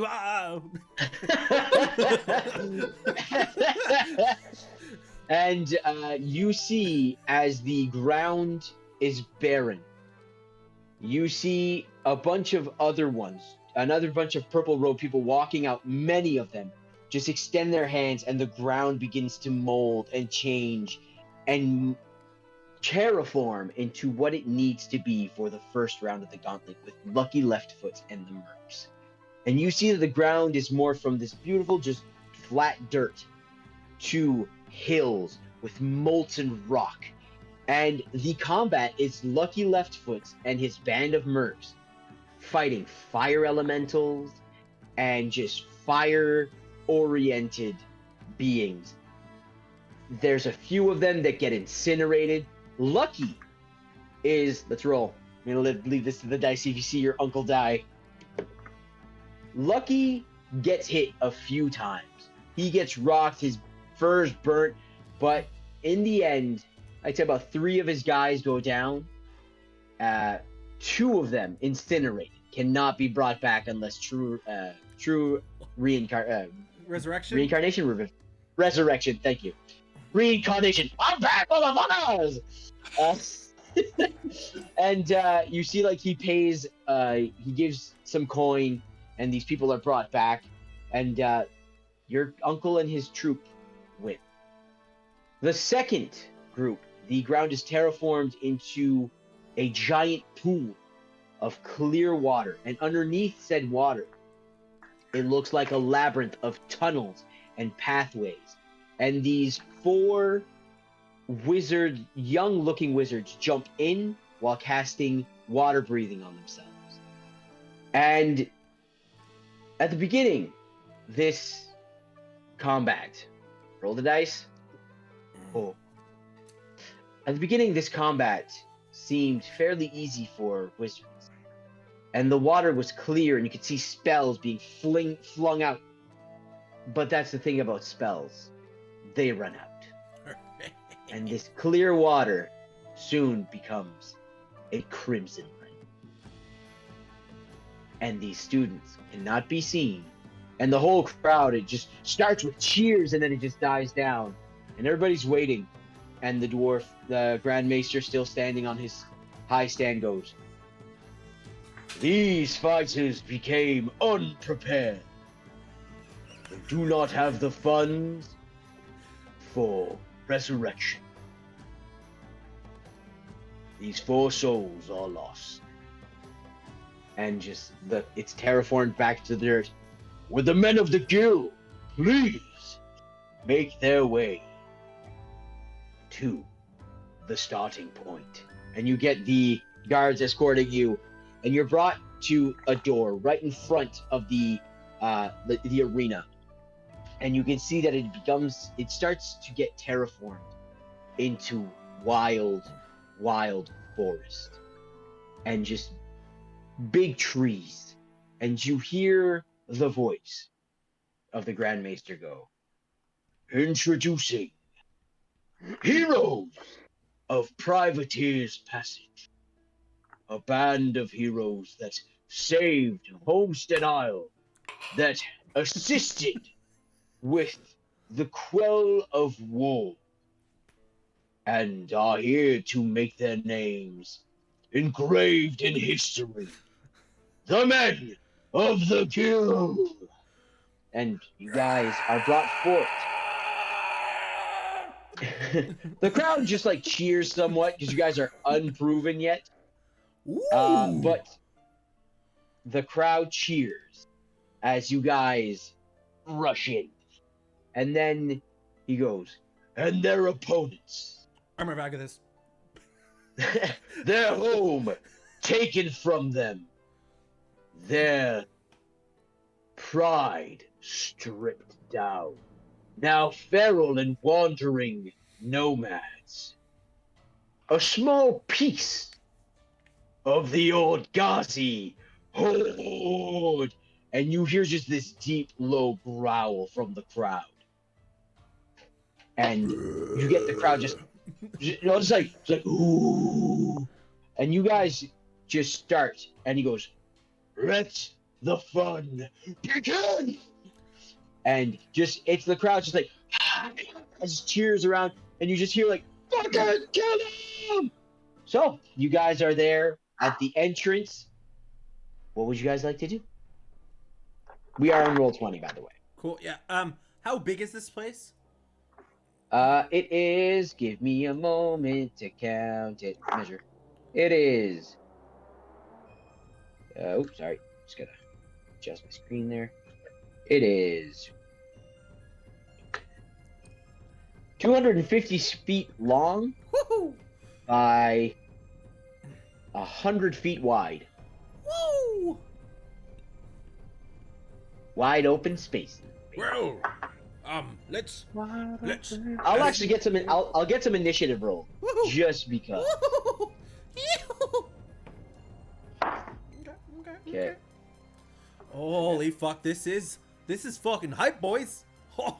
It is. Waiting for this for like 3 weeks, 4 weeks, 4 weeks, maybe 3 weeks. I don't know. 3 weeks. 3 weeks. Fucking time. The part of the Gill.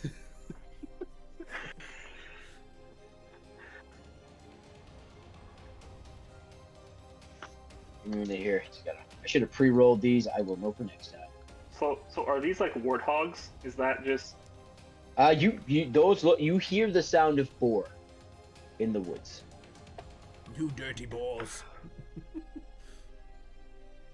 If possible, I'm gonna go to the nearest tree, and I'll Okay. try to climb. Just like not like climb the whole thing, but just kind of like attach myself kind of to a branch and just kind of Okay. have my crossbow ready. And Okay. Just give me a minute here. We're just gonna roll everybody's initiative so it's easier for me.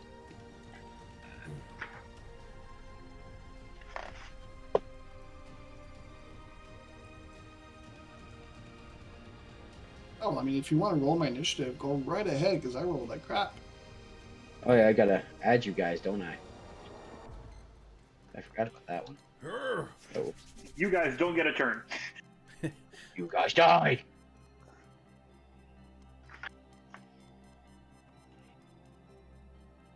Okay. So there you go, guys. You guys are all added there. If you want to put on your initiative.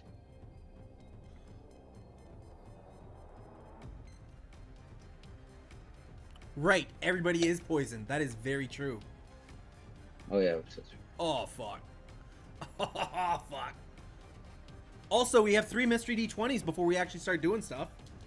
So if you want to roll those, Correct. I shall roll these. Hooah! 17, baby. Let's go take a look because we can't see in chat, but I will take a look because I can open the thing. 17 is resistance next round. The second one is... Okay, I'll just write it in chat so we don't forget. Resistance. 11, which is reroll +1. 18, 19, which is bless. Bless up, motherfuckers. Woo! Too good. This is going to be awful. This is going to be awful, this one here. That is a 2. That is Bane. So bless and Bane. Fuck. Okie dokie. all right, just give me a minute. Almost done, guys. Oh, fuck. Oh, good lord. I mean, Oh if my we God, would it's have. fucking. There's another mystery D20 because. Wonderful was. Oh my god, that's a Damn 1. it. Hey, we're already poisoned. I was hoping for the opposite result. I was hoping for a short rest. Oh god. It's only Man, 25,000 channel points. I could play the short rest, but It's right now, half of like resurrecting someone, so like. yeah. Not resurrecting, but like if they're not like dead, you know? Like. True. They're on 1 point left. Maybe we didn't do it. Oh god. You have what? Enough for one more?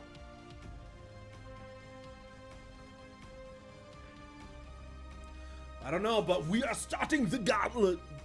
I know. I'm sorry. The goblins. The gauntlet, you know? We talked about click, you know. Oh. Sorry. Goblins. It's like a. Oh, another one! Turn up! They are on sale. I do want to mention that the Mystery D20 is currently on sale for 999 gold pieces. That is a 6. What is a 6? Good lord, what is it? Enemies heal 2. Perfect round for that to happen when they're full hit points. Thanks for the Lord redemption. have mercy. Have mercy. I also set the cooldown to 1 minute. So, we happen to have that sped up a smidgen. All right. Schmoogin. Oh, smidgen. Okay. A smidgen pigeon. A smidgen pigeon. We shall begin combat.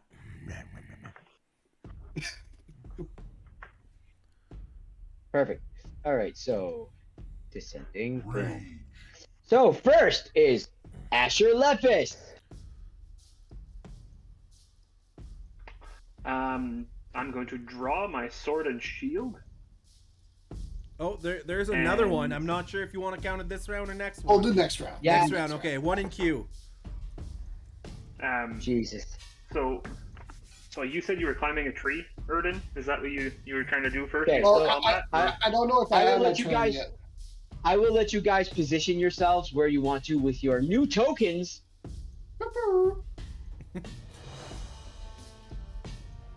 New tokens. Yeah, I'll be behind prey. Okay. Sword and shield at the ready, and I'm gonna ready an attack in case something jumps out at me.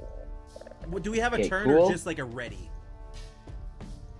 You can have one turn because the Orgazi Horde got their chance to prepare. Cool. I will cast let's- Mirror Image. So, 4 prey. Did you want me to roll to see if I can like latch on? Yeah, to the tree? roll an athletics check.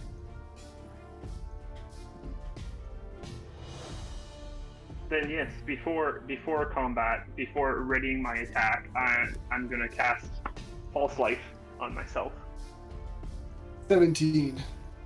17, yeah. So you basically jump up, you grab one of the branches. You're in the branches, but you're in a low-hanging branch. You're hanging there with your arm around it, a leg, kind of like a sloth, and just have your crossbow at the ready, just skin. Perfect thing for steady aim. I can't move.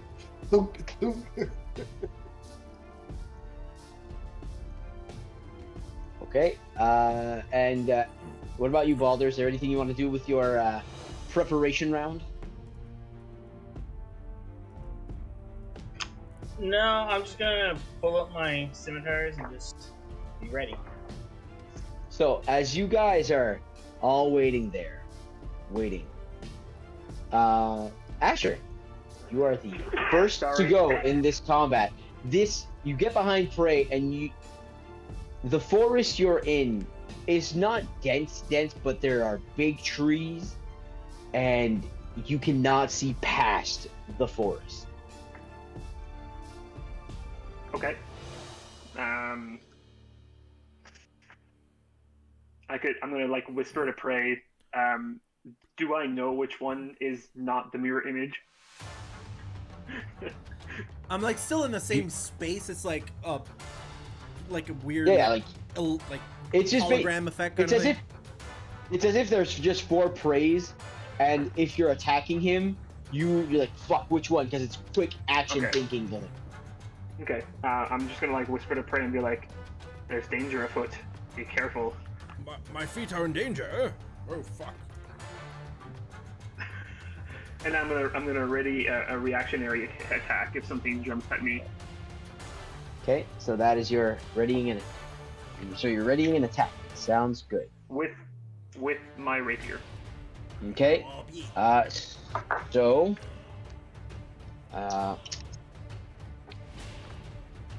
Balder does a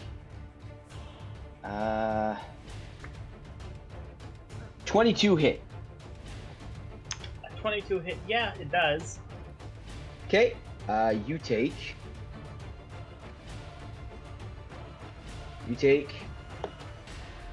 6 points of piercing damage as from somewhere in these woods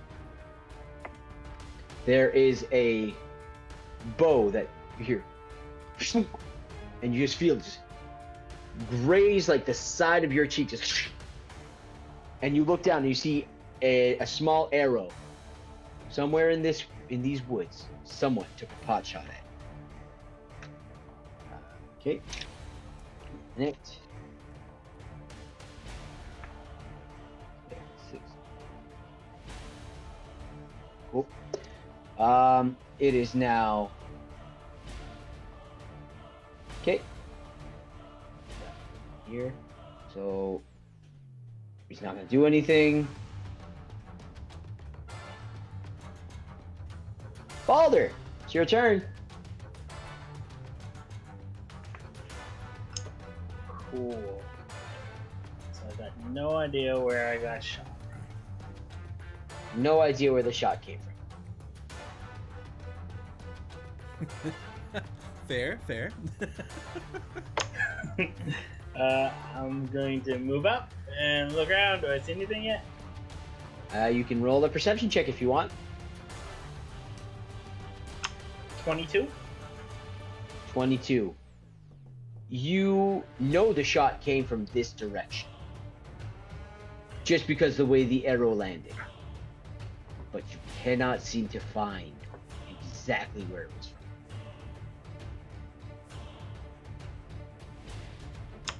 from. Okay. Oh crap. So I don't have anything to attack yet then. Can I just like hide in by the tree? Tuck in by the tree? Yeah, you can certainly just go, just tuck in by the tree. You want to hold an action or anything? No, I need to use my action in order to dash to move any further. So I'm just gonna move and just try to get myself in cover.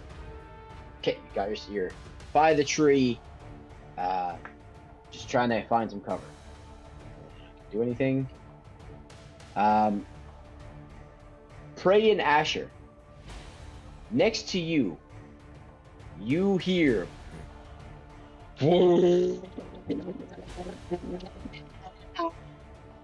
And further down into past the woods, you hear an echoing response of whoa.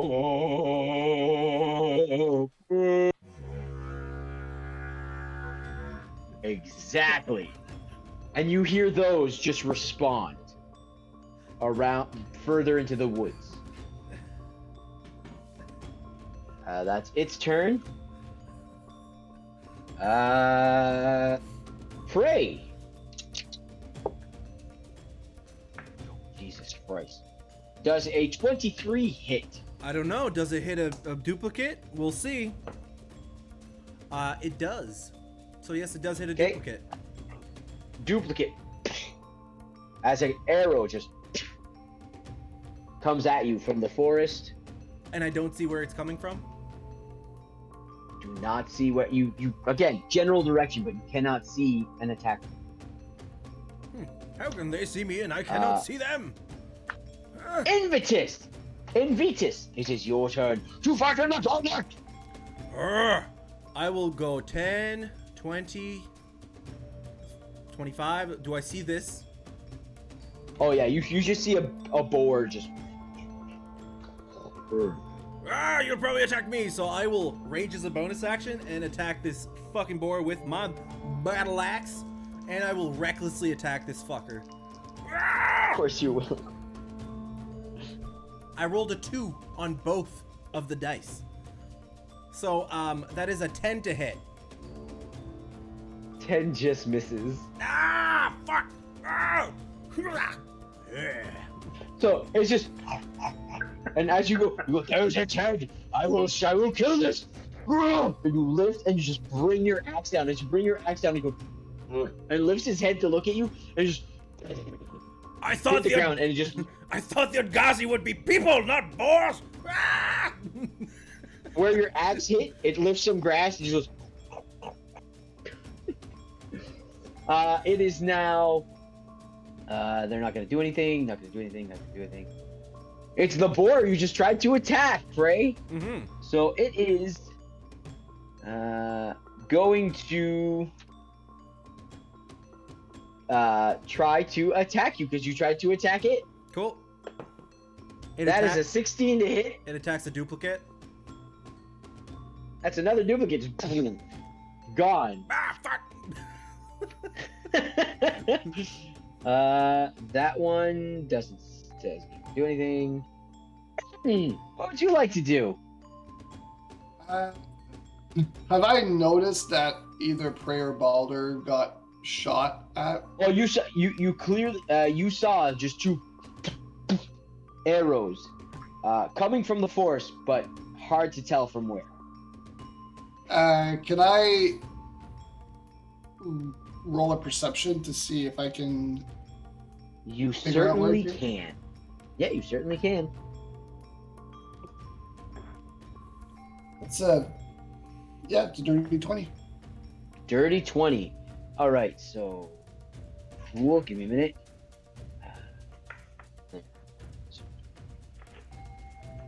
Just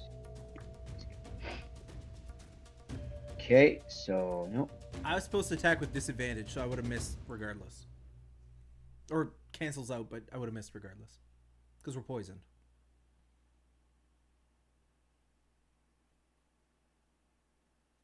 Heck. Oh, another one. Oh, another one. Thank you, Sean. Thank you, thank you, thank you. Jesus Christ. What the fuck's going on here? Where's he? There he is.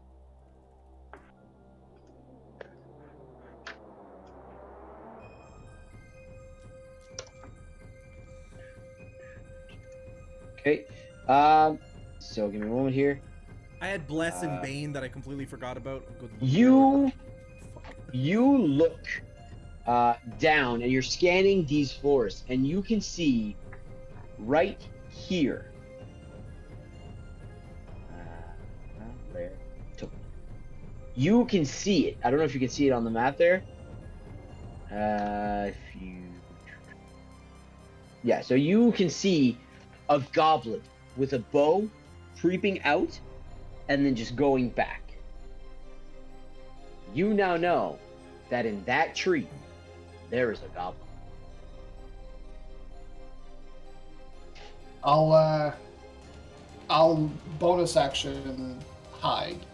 Try to like lift myself up and kind of hide inside Okay. the tree. Roll a stealth check, please. Oh shit, 21. Yes. 21. Yeah. You take the branch that you're hanging off, and you realize that there's a bit of smaller branches, and you just bend them in front of you so that you can have your face and your crossbow out, but most of your body's covered by the green leaves. It is now that goblin's turn that you just saw, so they're going to. They don't have insight. They have. So Prey has partial cover. I'd say you have 2/4 cover, Prey. 2/4, so you call that half? Sorry, what I meant to say. What I meant to say. That's Because I was like, almost as bad as my What? mom asking me once. She was like, how many thirds of a cup does it take to make a cup? I was just like, Mom. that is a 22 to hit. My partial cover does not help. However, it hits me. You take 5 points. I think it's 5. You take, 3 points of piercing damage as, and just across a bolt, just an arrow hits you in the shoulder. So 1. Yes, 1 point of That's damage. right. I should have only taken 3 from my shot too. Balder, as sorry. you, Go ahead. yes, Prey. No, I was just gonna say Balder. the mystery D20, but we're not there yet. Yeah, you are. Oh, okay. This is the new round technically. Yeah, beginning of the round. Yeah. Oh, okay, cool. So there are 4 in the queue currently, unless someone else redeems some. But first one is a 16. Oh, we're getting the good ones here. 16 is advantage next attack. If someone wants to write them down in chat, that'd be super helpful. Second is a 13. Oh, we're getting all the positives here. Group loot, potion of healing. I don't know who wants it. That is the second, I- and there was I a will new take one. it this time. Cool. Go ahead. 13 again, so another potion of healing. Do you want to grab another one? Somebody else can take it. You take it. Sure, go ahead. Number 4 is a natural 1. Super glad we're already poisoned. And number 5 is an 11, which is reroll +1. That is a 10, which is reroll minus. Oh, actually, that's a 9 because it was a 10 on the dice. 9 is we are knocked prone. Okay, so you're all knocked prone. Yes. So, great. Thanks. Also for to be letting me know noted, ranged attacks on prone targets is at disadvantage. that. Oh yeah, I know that. Okay, focus. So, as you guys are there, the just rings out again, and you guys just I'll jump and fall to the ground.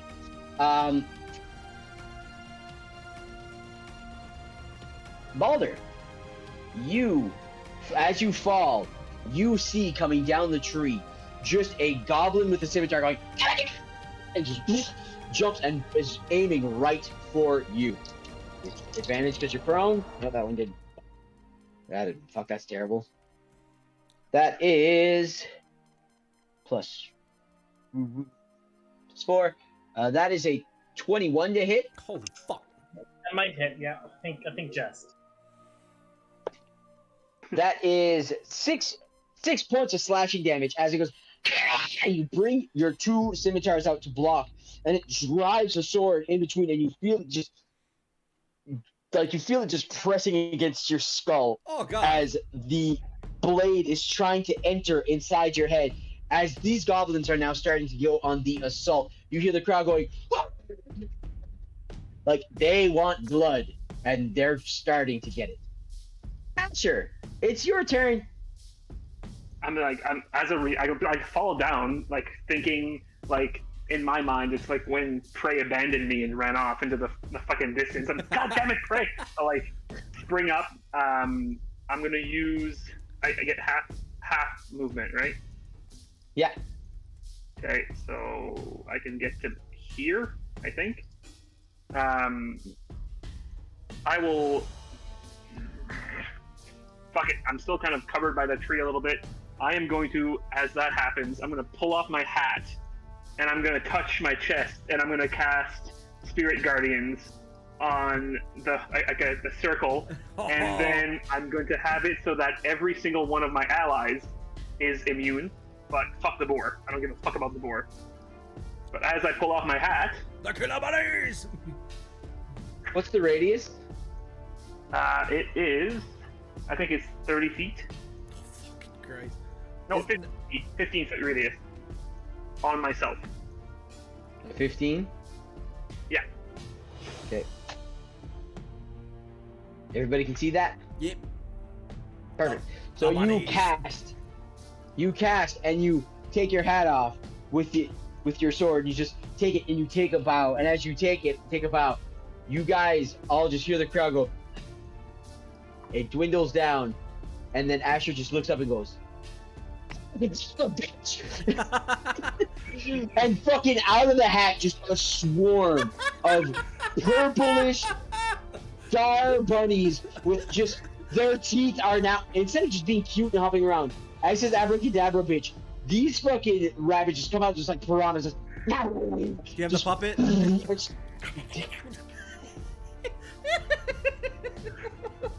We got props, bitches!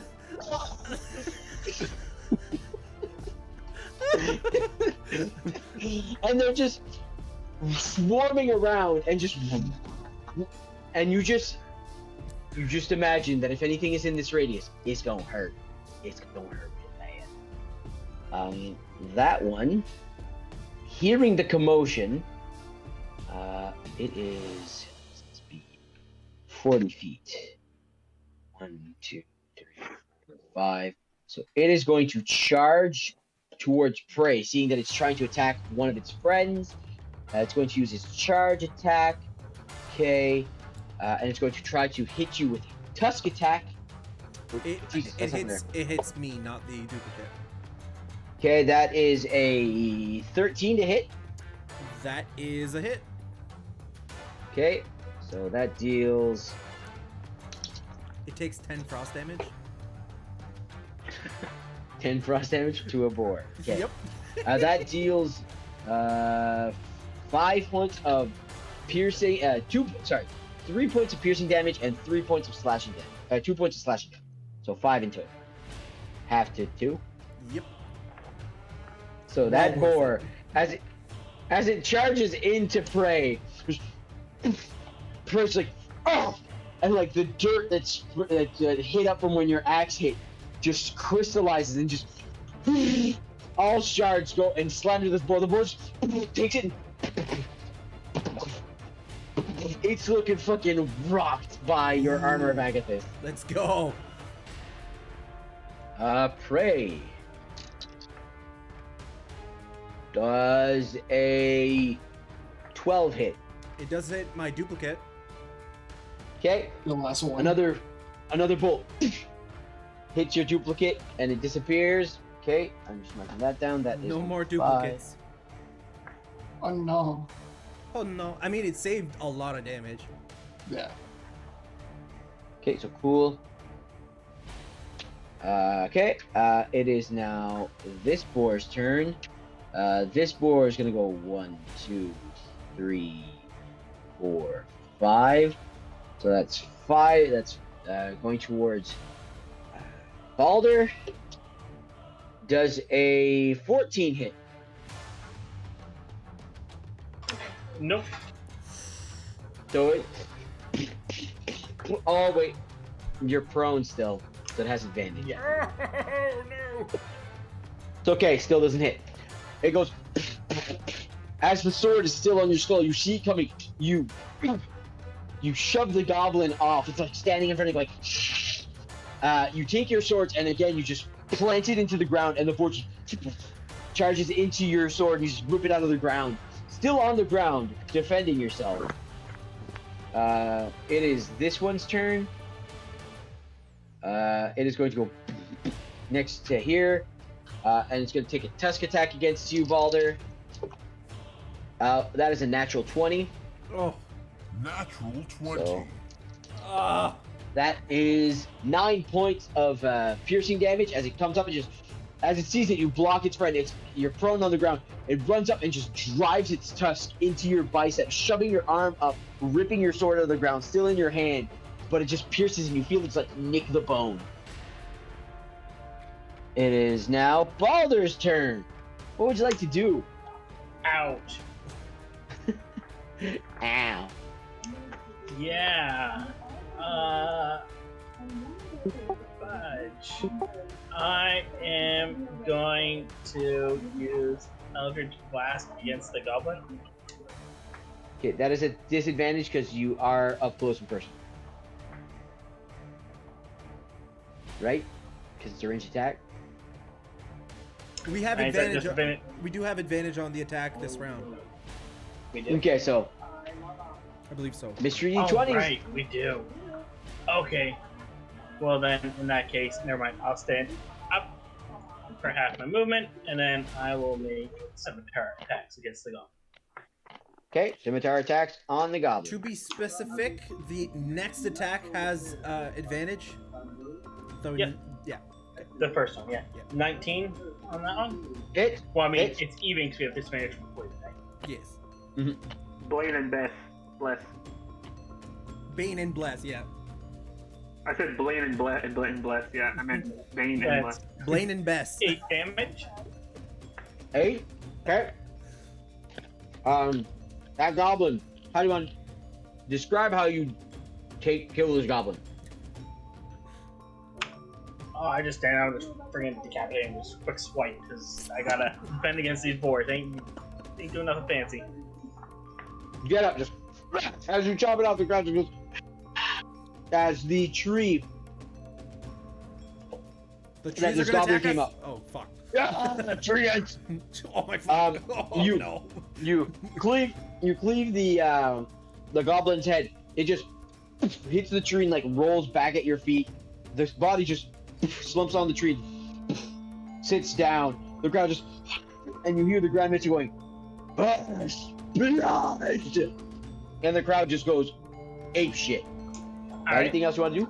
I'll do my second attack against the boar right beside me then. Okay. Damn it! That was a nat 20 if it wasn't disadvantage. Total of 22. The hit. Hits. Yeah. That's 6 damage again. Okay. As you cleave the goblin's head off, your other scimitar you take and you just drive it down, kind of aiming for the spinal cord to sever its head and then just twist it, take it off. But you miss a little bit, so you just drive it into its shoulder. And this, you sever its leg. Its fucking leg just, it's there with 3 legs. Just, it's hard. It's having a hard time standing up, but it's still standing. That's the sound. That's the sound they make. All right. What's the save for your spirit guardians, Asher? It's a wisdom saving throw of 15. Oh, there's something in there? That fails. Could you roll the damage? 3d8, baby. 3 whole d8s.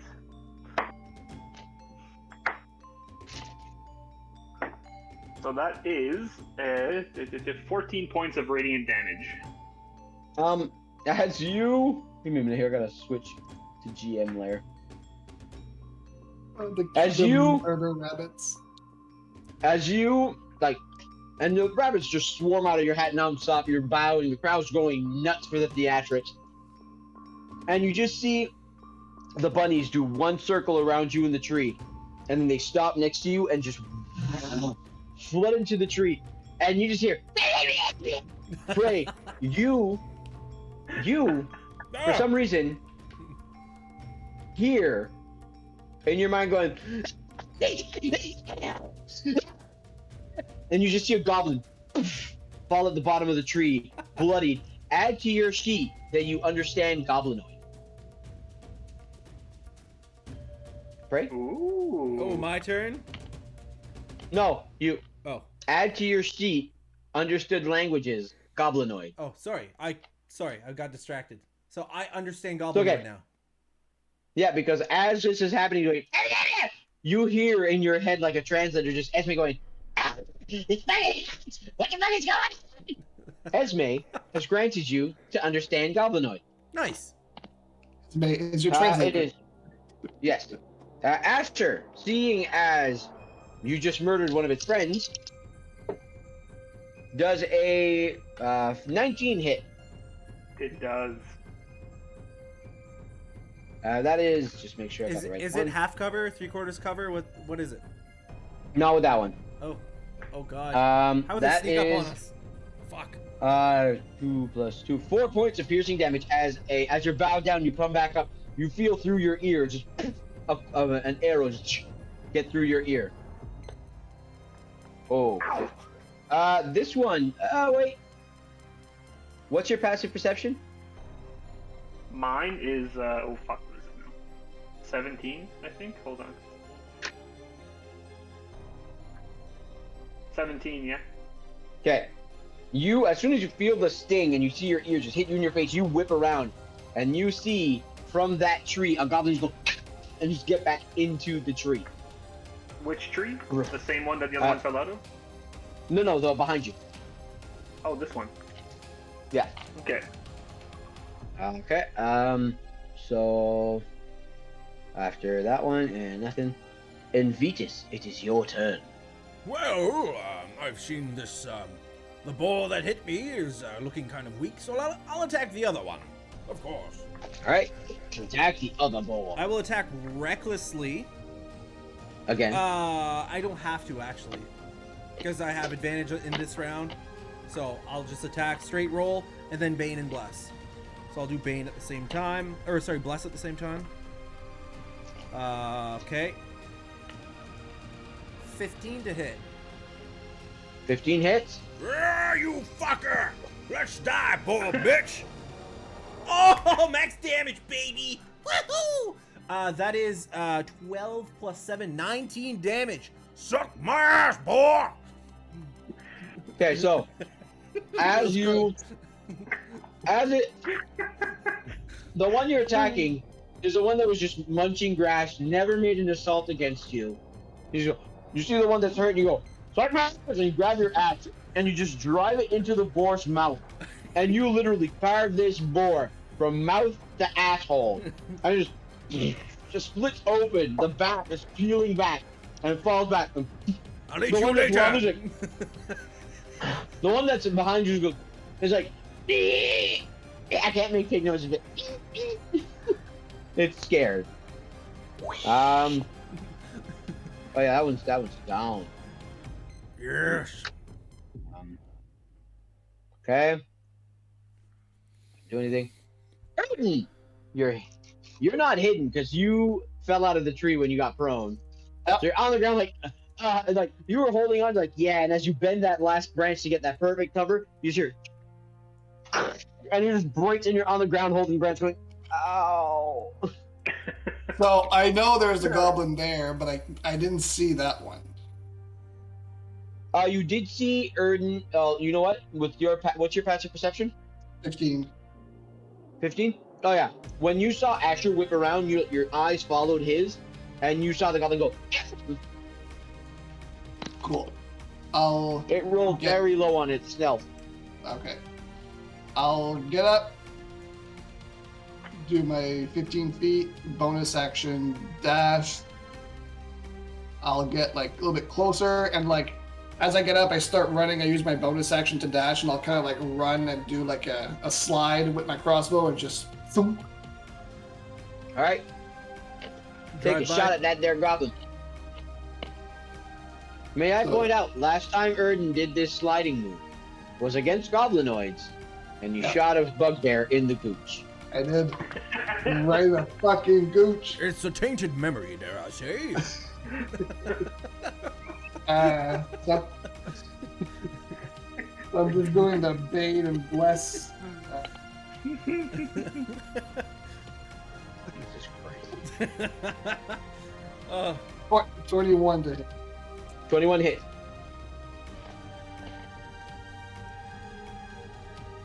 Uh, 11 damage. So as you get up, run, slide down, you see that the goblin is trying to hide itself behind some branches. But there is, to use a hockey reference, just two branches crossing like this, and you can see its head as it's trying to pull it in, just a 5-hole. You pull your crossbow, and the goblin right in between the eyes, right there, just as pulling the branches, you see that it just goes limp, and the branches let go. And just face plants right on the ground, dead. Yes! Kill that boy! Don't lie! Kill that boy. The gauntlet! Boy. So this one is going to 1, 2, 3. What's your speed? Speed is 4, 5. Be here. 6. Right here, it's going to use its action to take a shot at you, Erden. That is a 14 to hit. That's my armor class. Okay, that is max damage. 7 points of damage to you, Erden. It is now, Mr. If there's any mystery 20s, now would be the time to roll them. Right. There are, I believe, 3 in the queue. So, somebody please write them in the chat. First one is a 3. Le Poop number 3 is enemies gain 5 temporary hit points. Oh, fuck. 15, which is, I think we heal 2. Yeah, we all heal 2. If you're missing hit points, heal 2. And then the third one is a natural 1. We are poisoned for the 4th time. God damn. Oh, Happy good lord. was first. Okay, so the result was 9 or less. So if anybody put any channel points to no, or the lower one, oh god, nobody did. That would have been 5,200 gold pieces. Anyways, we will continue with the combat. Mr. Lepus, it is your turn. I'm going to move up. Oops, I'm not in my move thing anymore. I'm gonna move up to pray. I'm gonna say here, and I'm gonna be like, "Don't leave me behind. We have to stick together." And I'm going to cast Sacred Flame on this boar. Okay. That's a deck save of what? 15. 15. Or yeah, it fails. Roll damage. That's gonna be 2d8 because it's a level 5 now. Don't even roll it. Don't even roll it. Don't roll it. That's 15 damage. We go, and just like this boar that's wobbling and has holes just bleeding of frozen dirt all with it is like, and you're just like, take it. As your bunnies go to coalesce onto it, you see the bunnies just stop, and then just like a bunch of tiny dragons just shoot this holy purple fire at it as the pigs, and you now have split baby back ribs and roasted pig. Add to inventory, pray. Add to inventory. Yeah. And that's it. Asher. No, How only was that? pray. Does a 19 hit. It does. 7 points of piercing damage as a bolt out of nowhere comes and smokes you in the shoulder. Okay, give me a minute, gotta write that down. That is 5.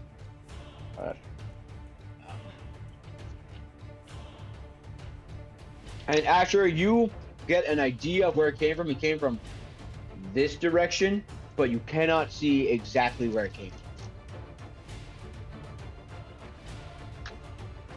Okay.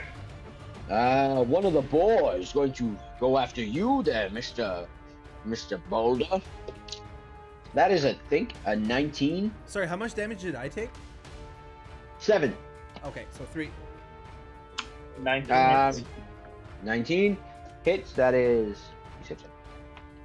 That's 3 points of piercing damage as you cleave the goblin, and this thing just rushes and just drives its tusks right into your thigh. You're getting punctured by these things. It is now the other one's turn. It is going to do the same to you. Try to hit you again, Balder. That is a dirty 20 to hit. Yeah. And that is 5 points of piercing damage as they just both drive their tusks into your thighs. Your turn, Balder. Ow. Okay, I will make some attacks. Two cemetery attacks. Disadvantage.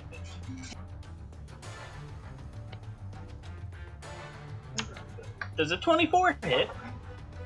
Yes, it does. That's with Bless and Bane. That's without it. I wasn't gonna bother because I'm pretty sure. Well, 21 minus 4. I think a 17 hits a goblin no matter what. A boar, yeah. Oh, you're attacking the goblin? Or yeah, no, the boar. The Okay. boar. It does hit the boar. That's 5 damage. Okay. Which one did you hit? The one that hit before that got healed because stupid 3d20 hate us. Boom! You try a second time. This is the one with 3 legs.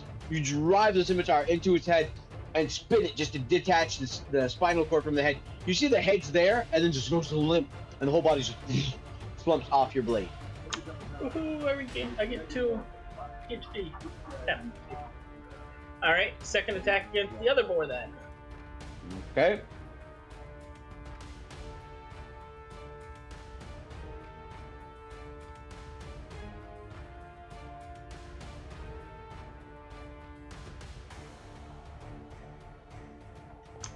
$22.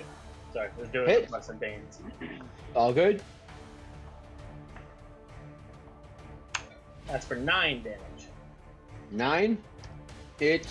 You go and you drive your scimitar underneath, trying to carve into the belly. You hit one of the ribs. You give it you carve a big chunk into it, maybe sink like maybe 4 to 5 inches in, and it just finds between the rib, but then it snags, and you just rip it out, and blood starts pouring out.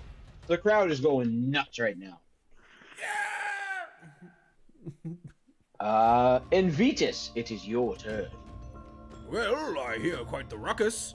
Can I go through the woods? Like, through this? Or do I need to, like, go around? Not that it really matters, Through- distance-wise. Through what? Like, here? Oh, yeah, that's just a treetop. Oh. Okay, so 10, 20, 30, 40. I didn't see anybody on this side, right? Anywhere, like, this way? Nope. Cool. So I see him and this goblin, and I'm just like, tough luck, bitch! Hurrah! And I'll throw my battle axe at it. Tough luck, bitch. Throw your battle axe at it, Prey. Okay, I rolled 2 10s, and then Bless is a 4, and then Bane is a 2. So 20 to hit. That's with disadvantage. 20 hits. Yes. I think the extra rage damage is solely melee attacks, if I'm not mistaken. But regardless, that is yeah. that is 7 damage. You tough luck, bitch. I'm using the axe. You guys have seen Prey biff his weapons so many goddamn times. Every goddamn time, you've seen it go over. You've seen it go short. But this time, Prey goes tough luck, bitch, and just like, and he goes, ah! And it looks at Prey, and you just understand like, what I have been doing to you, and just right in its head. And he doesn't just like get it and then fall. It just, and the axe keeps flipping, and the goblin's just going for the ride. Holy fuck. That goblin. There's your rage damage. Yes. And as it starts to flip, you hear the crowd just, I know. Going I don't know if it's fucking- an action, but I would like to get my axe again, like summon it back. yeah, reappeared. I don't know if it is. I'll look it up. Yeah, you look it up. Yeah. Carry on. Now that you are in sight, Prey, does a 22 hit. Of course. 5 points of piercing damage as an arrow comes towards you from the woods again. We're almost And through you the. have no We're almost through the armor of Agathis. fucking. Yes, my plan is working. Get rid of all their unnecessary things.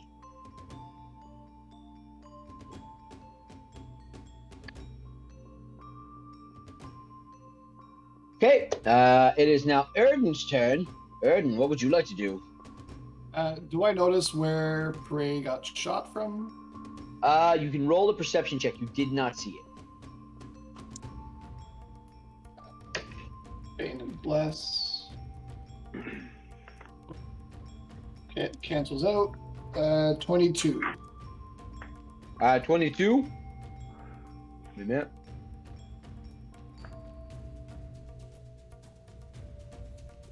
You saw the goblin just tuck back into its tree slowly. Not trying to rustle any leaves, but you saw movement. You went, right there, motherfucker. I see you.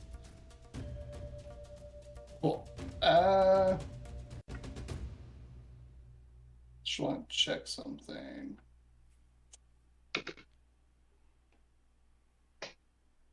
Okay. I'm gonna.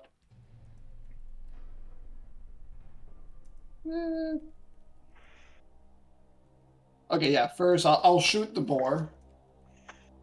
Okay. It's Bane. It's Bless. So 9, 17 to hit. 17 hits. If you're doing, are you doing sneak attack also? Yeah.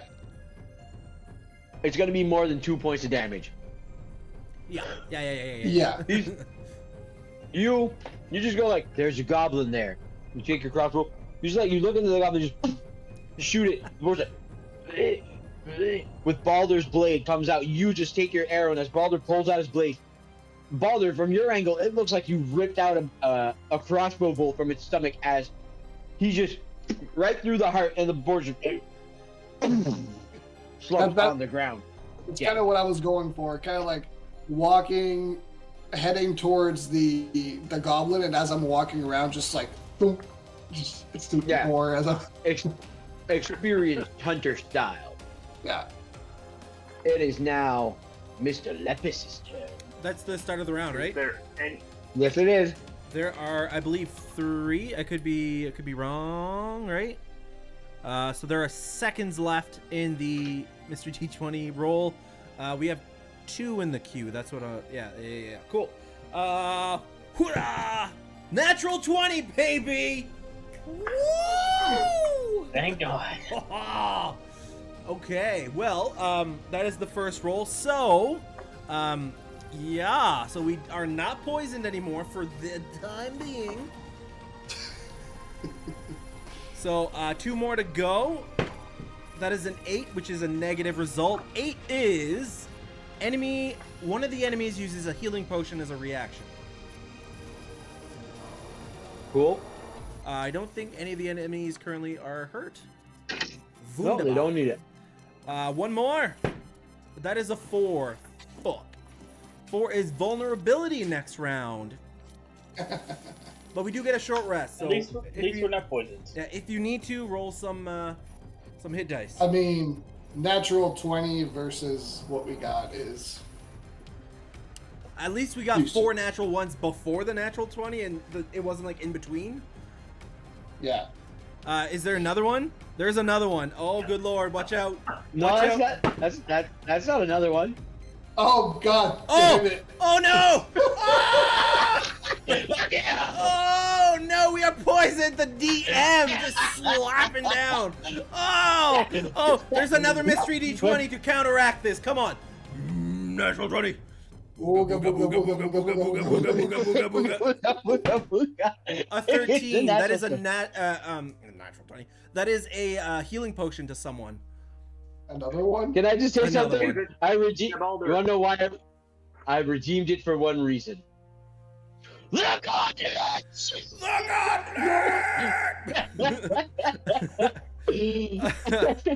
Oh, fuck. Right, Asher.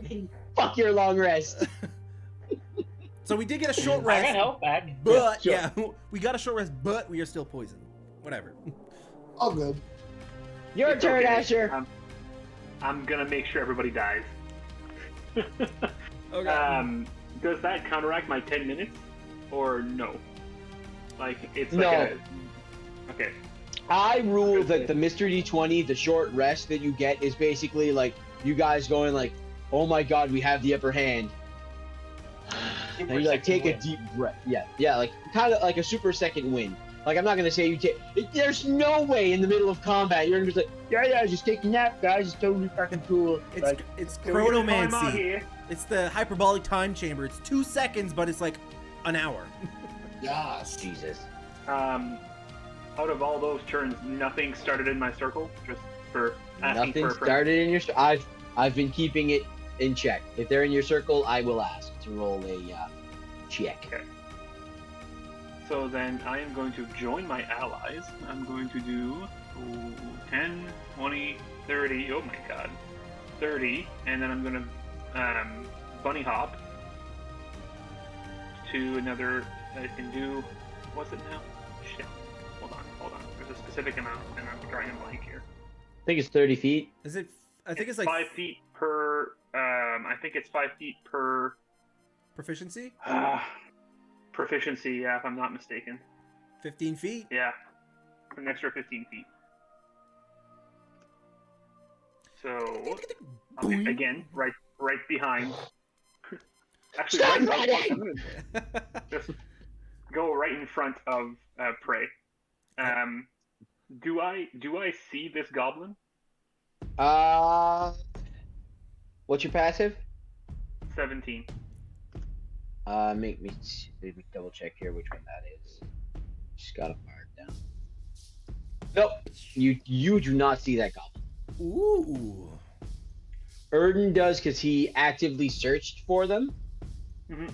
and I just marked it there so he would see it. But you do not see unless you spend your action to search or try to perceive. You do not see that goblin. Yes, I will check my surroundings. Okay, roll a perception check. That is your action. Yep, that is a. Oh my god, I can't do math. That's a 12. 12. No, you just see You see Erden walking in that direction, but you have no idea what he's going for. Okay. As we're getting closer to here, do we see any of the rest of this map? Like as we're moving inwards? You would see. Like 9 other guys. Like, oh my fuck. Was there a Bring them limit in my to? circle. Yeah, was there a limit to the team size Of for the gauntlet? people? Could you bring like 25 people if you wanted? Well, I'm sure that you signed up as many people as you wanted, but they were the judges. Okay. So like you saw in but again, if you were 6 people, as you saw when you saw Lucky Left's Foot and his mercs, he had 6 people. The challenge seemed to be tougher than what the 4 students got. It seems to be like if you have a bigger group, you're gonna face some bigger challenges. Gotcha. Okay, reveal areas. For some reason, I revealed the area. It did not work. Oh, for some reason, it's still not working.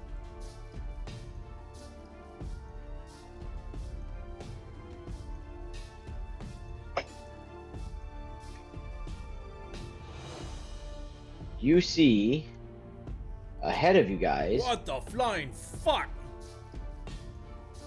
as you get closer, you see that there are 3 structures with entrances at either side. But there are 3 structures that impede your view inside. So it is now. So there. GM.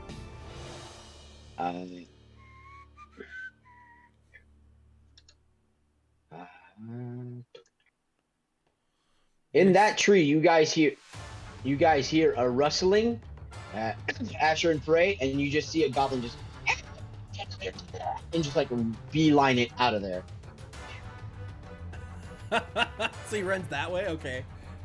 He runs that way. See you in a second, buddy. Speed is 30 feet, so you can go 60. So 1, 2, 6, 1, 2. So he disappears behind one of the structures. You just see him like scurry down the tree, looking at you guys go. It's like, and you pray, which you would understand, like, and just runs right towards behind that structure. Nope. Balder, what are you doing there, Ballin' Balder? Well, I'm gonna move up. Do I notice him? Can I see him from here? What is your passive perception? It's only a 13, but with my sword I can't be surprised, so I don't know if that would affect this. It wouldn't affect your ability to see him, but it would, if he were to try to surprise attack you, you would, the surprise attack would not work. Your sword would warn you, but you do not see him. Alright. Yeah, that's what I thought, that's why I didn't mention before, but I figured I should check to ensure I'm not playing it wrong. Yeah, it's not a problem. Alright. Well, I don't know there's anything there. I'm gonna keep moving forward. Okay. Invitus Preda. What would you like to do? Well, I'll look at where my axe is. Can I know roughly where it is? It's about, I'd say it stopped right here with the goblin corpse, just wedged in between the tree branches there, just perfectly placed, with a goblin on the ground, the blade in its head, and just resting on that branch. Well, that's a bit too close. Sorry, Asha! 10, 20, 30, and I'll try to, like, get full cover behind this, if that makes sense. Like, hug the tree, and use my action to summon the axe, and I know that my rage does end because of that. I don't say that. I was gonna say, I'm not sure if at the start of my turn, if I didn't attack or get attacked, I'm not sure, but I'll look it up. I think it's if you don't take it. I don't know. It's a good question. Because I think it's so you attack go- or attacked. Yeah, but you did get attacked by. Did you? I don't know. So you You call your axe, and instead of having to go cloud of smoke back in your hand, you straight up Thor just. Asher, you see it just rip out of the goblin's head, still just. As it passes by, you kind of get splattered by some of the blood that was stuck on it, and Clay just. And then catches it, and he just got his axe again. Like, yes. I'll just like. That's right. This goblin's gonna go down his tree, going 1, 2, 3, 4, 5, 6. 1, 2, 3, 4, 5, 6. And it both the other goblin just ran right by Balder, just scurried down to quick, ran behind those structures. Attack of opportunity? From who? From Balder? Balder's there. It was here. I thought I saw him run like diagonal. Sorry. Oh yeah, but it jumped here, then here. So it went 5, 10. You know what I mean? Like it jumped down. It saw Balder. It was like, don't go close to him, and ran around. It is now Erdan. Has a casual polearm, just opportunity attack. Erdan. The crowd is going nuts. You guys have cleared this forest, and you now see what lays before you. The crowd just going completely bonkers. Didn't hear any of that, but yes, crowd goes.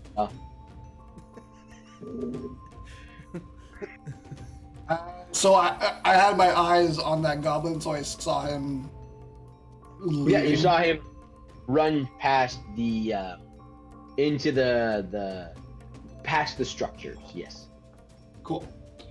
I'm just gonna run in. So 30 feet movement. I use my action. Did I do action dash, bonus action dash again?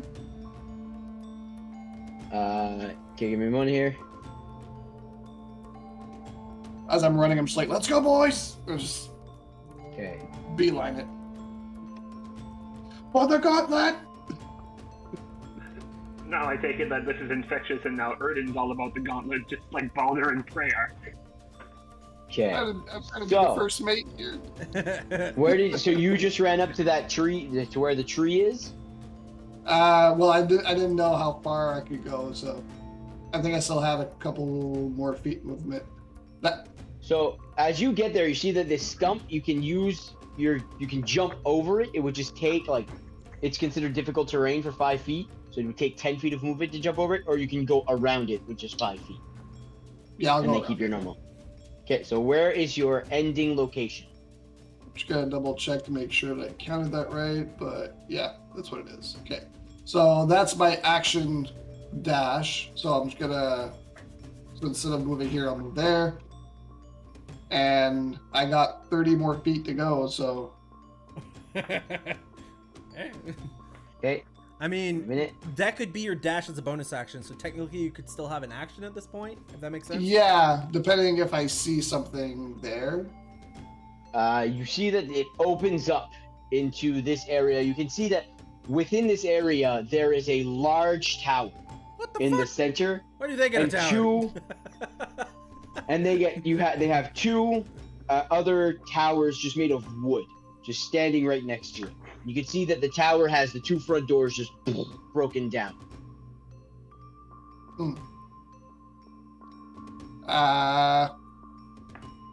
And all the towers and stuff are about, the 2 archer towers would be about 15 feet up, and the big tower is about 20 feet up.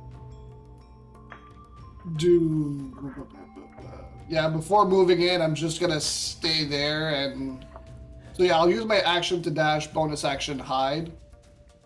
So since I can't make it out, I'm just gonna kind of hide in the corner.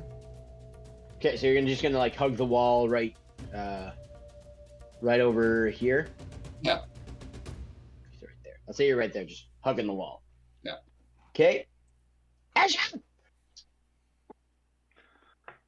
I am going to. I can't do any ranged crossbow attacks, only spells. So, at this point, Prey seems to be on a mission, so I'm just gonna, oops, again with this thing. Measurement. 10, 20, 10, 20, 30, and then I will, I can't bonus action dash, can I? But I can You can action still dash. use, You can Yeah. action that. okay, I will action dash right next Good to dash. Erden. Okay. Okay. I know what he's doing. I know what he's doing. I know what he's doing. Okay, Balder, what are you doing? Yes.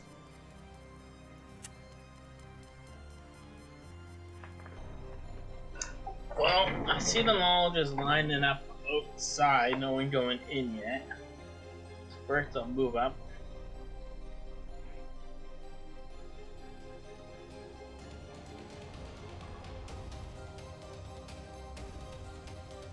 Okay. Anything else you're doing?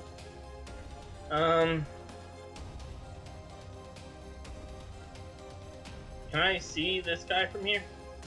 Not from there. No, the building would be in your way.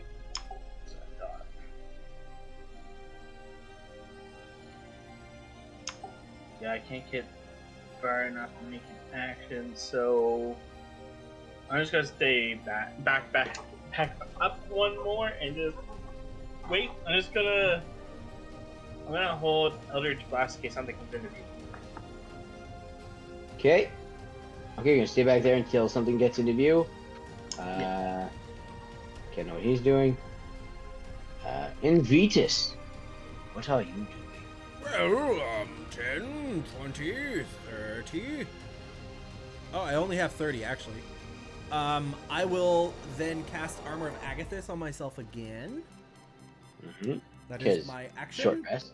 Yes, because short rest. And that is an action, and I can't really do anything as a bonus action. That's it for me. Okay.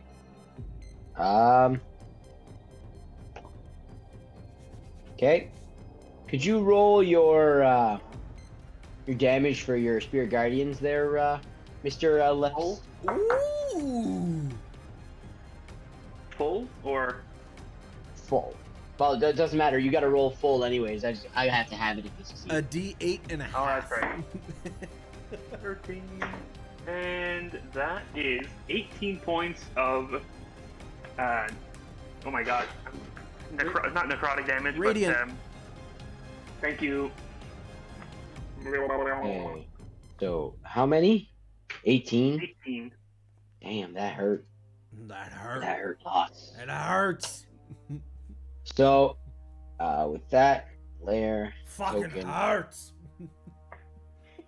Do I see That- where my rabbits have gone in? Ooh. You see them circle around, and as they circle around, you see that they were hitting this thing as they just bugbear comes around, looks, and just being assaulted by rabbits just goes and just swings wide to smash against the wall. And of course, the person who's there, their bugbear's favorite target, Mr. Solak. Oh no. Ah, prepare your taint, Mr. Bugbear. Eldritch Blast! I'd call him a dick or an asshole, but I guess we're going with That's right, something you- right in between. roll your Eldritch Blast. That is a 16 to hit you, Erden. Yeah. Okay. Don't forget that. Yeah, roll your Eldritch Blast there, Balder. Yeah, I missed. I got 7. Beats. 16 points of bludgeoning damage as these bunnies are assaulting. He just grabs it and warning stars. And just as a repeat, your brain just goes to flashback of just being downed, up, down, up. And you just and the air is knocked out of your lungs just as it takes its morning star and just in your face, and all three of you just fucking furious. Oh, Lord. It is now, as this happens, you hear And nobody would see that yet, so it's okay. You guys just hear it. Yeah. Just looking at something else here.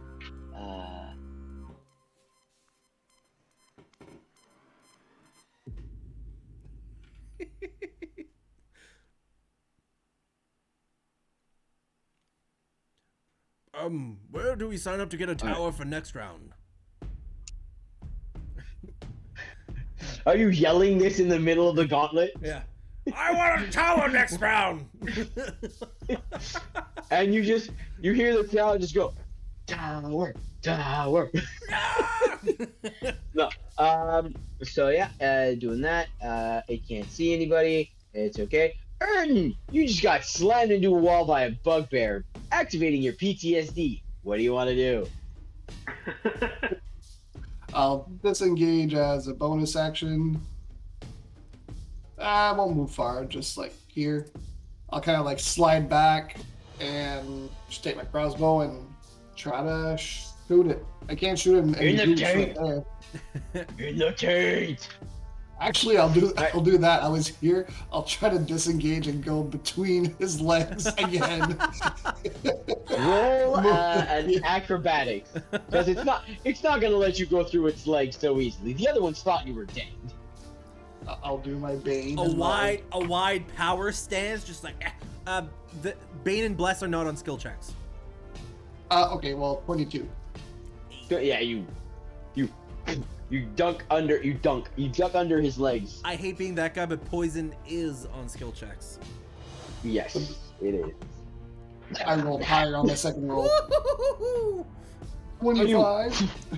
You go right under his legs, between his legs, as he's very mad and not concentrating on the person going between his legs. All right, so my attack.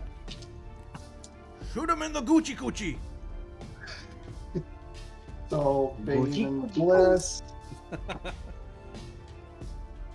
Minus 2, 19. 19 hits.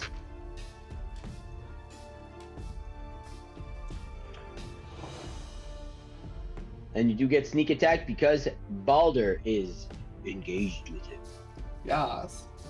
Yes, 17 damage. 17 damage. Fuck your gooch, bitch. Alright, you're gonna shoot him in the gooch. Did you roll with disadvantage? Just making sure. I did, yeah. Okay, cool. So you baseball. You take him in, you grab the wall, you just baseball slide. You aim, you go. This is too easy. And as you get on the other side, you clap them cheeks right in between Asher and Balder. You see this bugbear that just wrecked one of your teammates. Just look at you, just as you just see a crossbow bolt arc in an angle that seems to have ripped its entire intestines, and some of its gut get pulled out with it. And it's like grabs and like on the ground, dead. Kill that boy. Kill that boy. Asher, what do you want to do? And at this Your point, D20s? Oh yes, Oh, there yeah. are. Sorry. Great. There's 2 in queue. Let's go. First one is a 9, which is the least bad thing. Knocked prone. I mean, if we're trying to run somewhere, it sucks ass. Number 2 is a 9, so we're doubly knocked prone. Not that bad. Is there another one? Is there another mystery D20? Just before I roll, before we start. 5, 4. There is another one. Thank you, Dungeon Master. Hoo-ah! This is 11. So reroll plus 1. Hoo-ah! That is a 10, so 11. So reroll plus 1. That is a natural 20, baby. Short rest. Get that. Oh, God. Get that. Thank you, DM. Get And there that. goes the poison.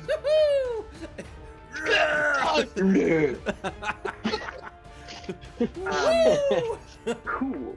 So I figure Herd is going to take some of those hit dice. Yes, probably. Yes. You may need them for okay. what is coming your way. Four What? nat 1s and then 2 nat 20s. That's pretty good. This structure All right. Which one? This structure. Well, I can't see what you're these clicking. structures, I guess. Yes. Like these ones. Yeah. How tall are they? They're about 20 feet. Okay. Are these like windows here and here? No, it's like basically Parapets. built like castle walls. When you go up top there, it's like ledge, dip, ledge, dip. Okay. Parapets. Thank you. Parapet. Parapete. Hit by the boy. Parapet. La mode. La mode. La mode The gauntlet, yeah. Gauntlet. La gauntlet. La gauntlet. Yeah, go. Yeah. Hey. Hey, yo, la gauntlet. Oh no! Did you hear about Well, Jimmy? He got the gauntlet. That's gonna be 2 of these then. 2 of those used. I'm gonna get up, move 15 this way, and then bunny hop for another 15, like right here. No. Okay. Bunny hop to here. Like double jump backwards. Okay. Doink doink. And I'm gonna ready my rapier in case something squeaks the corner. Prey walks by. Okay. Okay, so you go there. Sounds good to me. It is now Goblin's turn. Which one is that? He's gonna 1, 2, 5, 6. 1, 2, 3, 4, 5, 6. This one. Oh, that's not his turn. It's their turn. They're gonna stay right there. This one can see. So as you get right there, Erden, after sliding through the bugbear's legs, you see come up from the archer's nest just a hobgoblin just draw its bow, and it's going to take a shot at you. Oh fuck! Hobgoblin. Longbow +3. That is a 16 to hit. 16 hits. 8. Give me a minute here. Alright, so it sees that you killed one of its friends. It doesn't like that. Oh, wait. Oh, never mind. It's not going to do that. It's going to do this. Can't do that. That is, that's max damage. That is 9 points of piercing damage as it lets go its longbow and you just feel it smoke you right in the shoulder and just, and then just ducks back down for 3/4 cover. Baller. It is. He was in a tower. Yeah, he's 15 feet up in the air. And just like there's walls. Jordan, I think we can pick up that fan now. I don't. Is it me? I think so. Yeah. I think it's Sean. Oh, maybe. Because there's like a green thing when he's not talking. I know. I don't know what it is.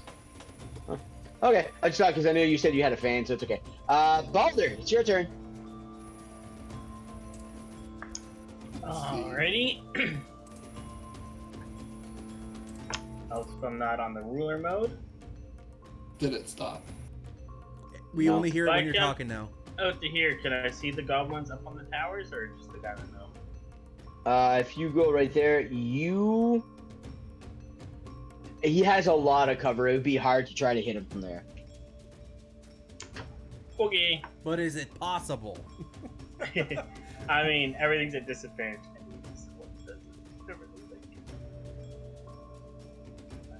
One, two, three, 4, 5, 6. I'm gonna come up and try to slice this guy.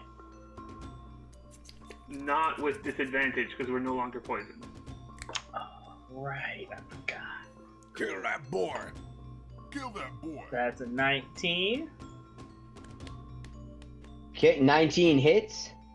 I heard you say disadvantage, and I was like, Yeah, that's 9 damage. 9 damage. Cool. Give me a minute here. My internet shot the bed there. Just give me a minute. All right.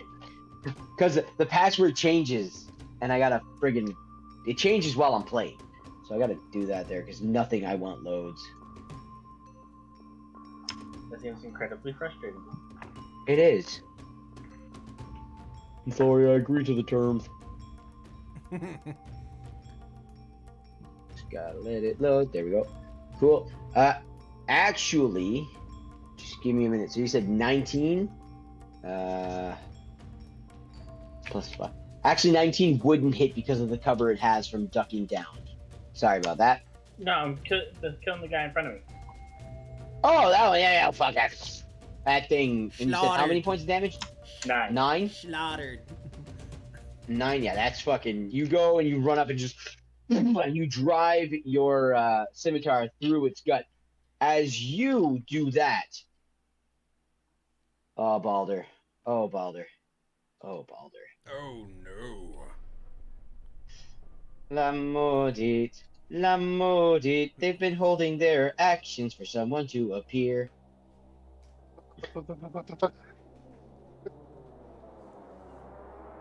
1, 2, 3, 4. Lock gauntlet. Lock gauntlet. Lock gauntlet. Lock gauntlet. Lock gauntlet. So that is plus 3. So that is. Does a 14 hit? Nope. Natural 20. Yeah, that one hits. So that is. And How's the it goblin going? was next to you. Boulder, how's the Goblin other was- side of the wall? Okay, Deadly. that is 11 points of damage. Just two longbow bolts just next to you. You're like, and you go to stab. As you stab, it just hits you right in the abdomen. And you look up, you stab the goblin. As the different hobgoblin here is going to take its other shot against you. Oh, it doesn't. I don't see Which one yet, is it?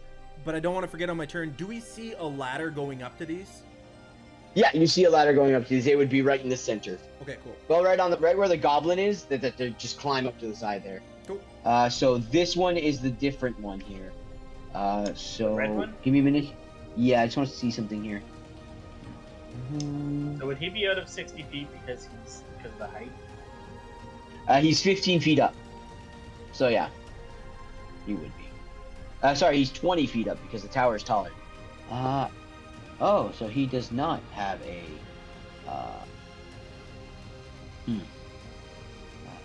So it's he's actually just gonna do something because. Let's see one of his features. So as one of them goes to shoot, plus 3, does the 14? Does a 17 hit? 17 does. Okay, because as the one hobgoblin next to him is about to shoot, he goes, "Ooh, God," and he just screams something in goblinoid, Hey! and you see like What's he say? you are too far. You just hear, which sounds like.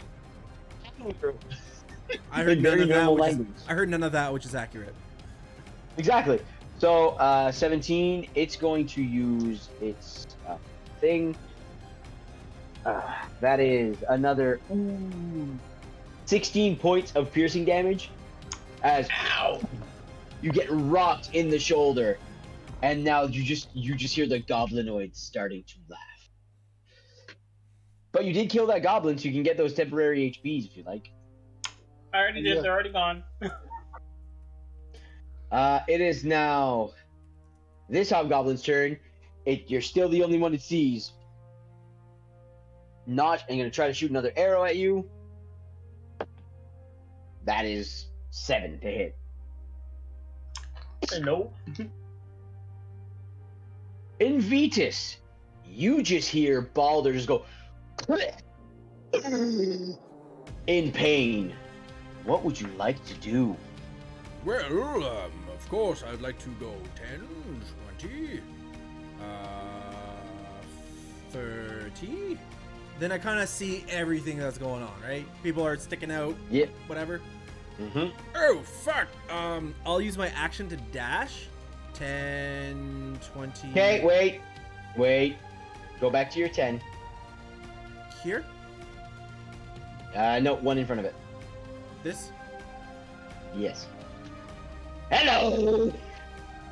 Hiding, waiting patiently for its turn. So it's going to take its turn to whack the first thing that was coming its way. Be happy, Prey. Be happy. Yes, I'm very happy that I used my... Oh, that's a reaction. Oh, fuck yeah, let's go. Carry on. What happens? Be happy. Oh, wrong one. Excuse me. Sad DM voice. Does a 9 hit? A 9 does That's not with hit. That's with advantage. Woo! Son of a bitch. So you now see another bugbear just as it swings, and you hear it yell, and you just and you shot Erden to it. You baseball slide as the morning star over. You're back up on your feet. I will keep moving, and then I don't know if it's there the next one, but I can use Misty Step as a bonus action, and I will go bloop. Hello there. And I just appear, this big smile is like, Hello. Yeah. So you're next to them. Yes. Is that your turn? I used an action to dash and a bonus action to Misty Step. I had to. Okay, cool. So it is this one's turn. It's trailing on you as it sees you. You go, then sees you. It's gonna launch its arrow at you.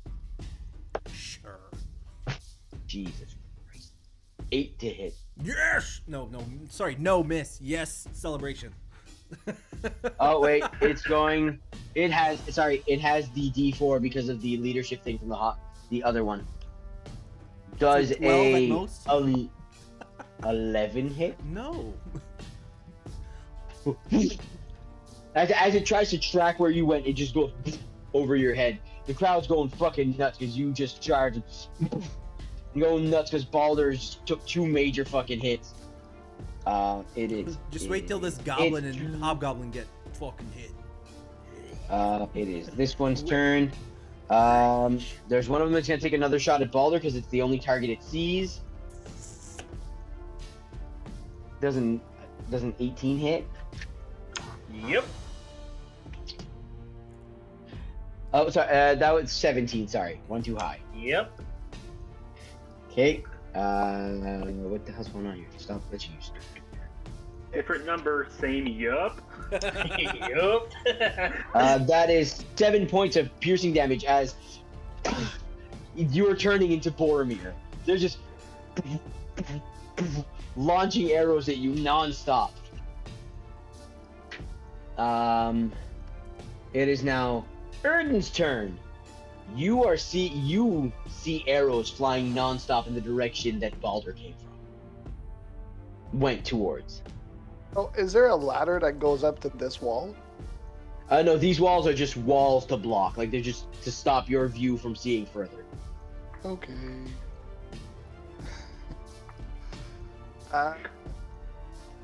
So at this point, I see all of them that are on the map right now. Yeah, they're not ducking down. They're just peppering whoever's coming in with arrows. Cool.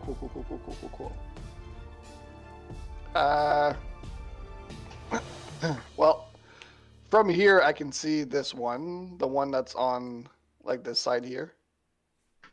Which one? That Yeah, one. you can see him. He just shot an arrow at Baldur. Okay, so we're not poisoned this round, right? Everything. Nope, poison's gone. Perfect. Bonus action, steady aim. I'm gonna shoot that motherfucker. Kill that boy. Kill that boy. Kill that boy. We still have do we still have Bless and Bane? That done too? Yeah, Jordan. Yep. Bless and Bane. Yep. Where are they gone? It's only been like 5 rounds, 6 rounds. Okay. Okay, we just were asking about short rest. Oh, if it follows the same rules as the others, it should still be there. Okay. 17, 25 to hit. That hits. Definitely. Oh, there's been a short rest redeemed. That'll be after Erden here. The battle. The battle. 13 damage. 13 damage. And I'm just gonna boop, move back here. Oh no, I can't move. I used steady aim. I'll stay there. Oh shit. You and just as it's drawing another arrow, you see right through its skull, and you see his hand go scatter back and just on top of the tower. That bitch is Actually, gone. I'll use Whales of the Grave and hit that one at the same time. Okay, cool. What's the damage on that one? 5 necrotic damage. So you, and as you see it fall, you see going up the like from where it fell, a shadow just shoot in a straight line, and it just goes up the wall, and then you just see, instead of a corporeal arm, you see the figure of your father just and just cleave, the blade goes through it. You just see necrotic energy shoot through the hobgoblin as it just seizes right there. Take yourselves a short rest, boys. Yeah, one more spell slot. I Other than still that, haven't had to use it. Yeah. I'm doing what a cleric should do and staying behind and not dying. The bunny man. I just have to make the next one harder. Go, 5, go on. 10, 15. So if I move here, okay. Mhm. How big is this like tree? Like how wide is it? Like 5 feet across. Buddy's like probably So- 7 so- feet tall. so I can I hide behind that fairly easily in my small You can size? you can certainly try. You still got to roll a stealth well- check, and that would be your action. Well, I don't want to necessarily hide. Oh, You can Damn take cover as part of a movement. well, I want to move next to it. I can see the bugbear. I'm guessing because he's like I can see the bugbear. Oh yeah, he's taller than the tree. You could see prey over this tree. I'm gonna cast a level 1 guiding bolt on that bugbear. Okay. That's a roll for damage. Well, you got to roll to hit. That's what I mean. Roll. Sorry, roll for hit. I mean, not roll for damage. 18. Hits. Just is it 1d8 plus your spell casting? Is that what it is? No, it's your spellcasting plus proficiency. Should be +7 for you to hit. Yes, it is plus 7. Yeah. No, I got that. That was 18. I'm trying to roll the damage again. Oh, sorry. It has I nothing to roll. do with your spellcasting. No, that's what I thought. Yeah, just the number of dice. Whatever it is. Is it 3d6? Something like that? It's 46 of radiant damage. Damn. Gave her. 1, 3, 8, and then 14 points of radiant damage. 14 points of radiant damage to that bugbear. I'm gonna duck So- behind the log. Okay, so you run around. You're proud of evil bunnies following behind you. Yes. You as you go, as you point your fingers for guiding bolt, you shoot, and you hear in your head going, "Let's give them a show." And as you duck behind the tree, you're used to having this radiant, this of purple, and then they start glowing purple, and the colors that you see, Mr. Voice's realm.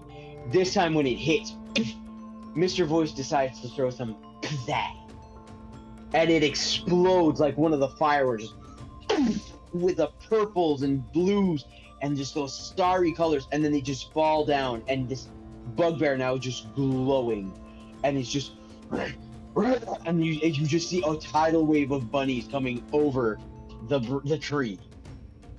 Goblin's gonna take a swipe at prey. Best of luck, Goblin. Oh, shit. He understands that if he hits me, he's dead, right? He doesn't care. He's a goblin, not very intelligent. That's a 14 to hit. That is a hit. For the goblin. So let me just do something here. They're gone. This one will probably be gone. No. But I still gotta deal some damage. 1d6 that is 6 points of damage. How many points of 10. 10.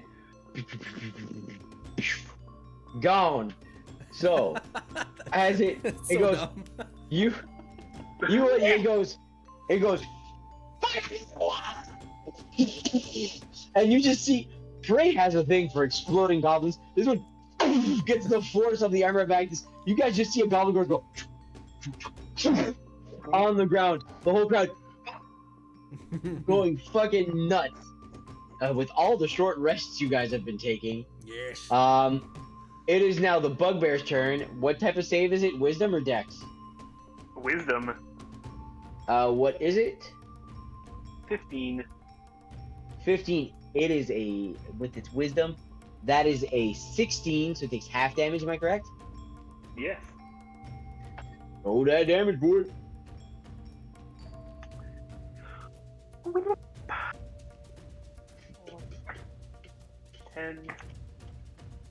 It takes 18 points of radiant damage, so that would be halved.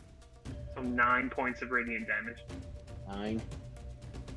It's looking hurt, but it's going to 1, 2, 3, and just swing for you. Oh no, little bunny man. That is a natural 20. Oh, no. Natural 20. Kill that boy. Natural 20. So I gotta double that. Oh god. Oh fuck. That is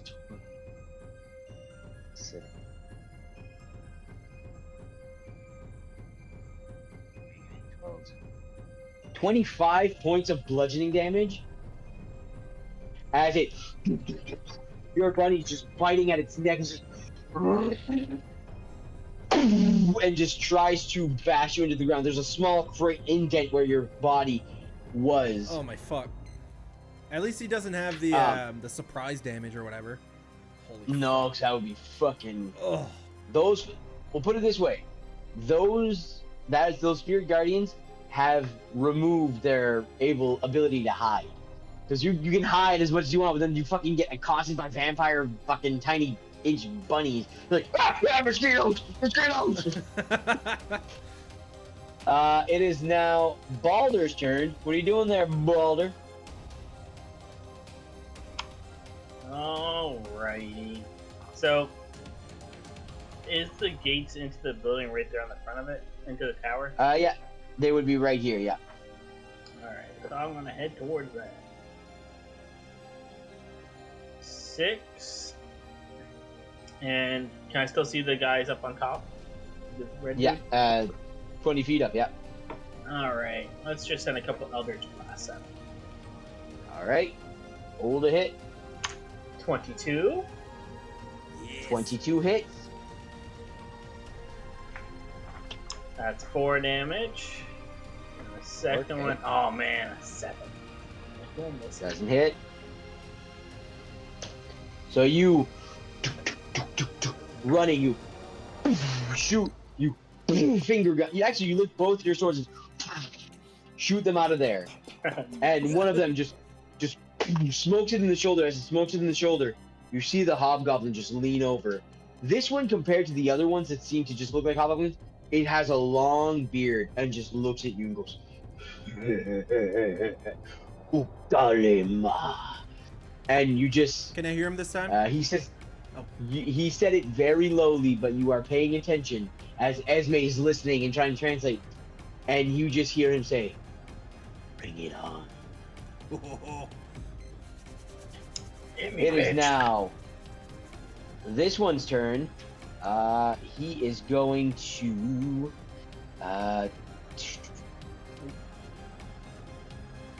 just reading what it can do. It's going to use its gonna throw its bow down, grab its longsword, just try to carve into you, Prey. Yes. That is a dirty 20. Yeah, that's a hit. He takes 10 frost damage. Okay, just give me a minute, and then I gotta grab one of these.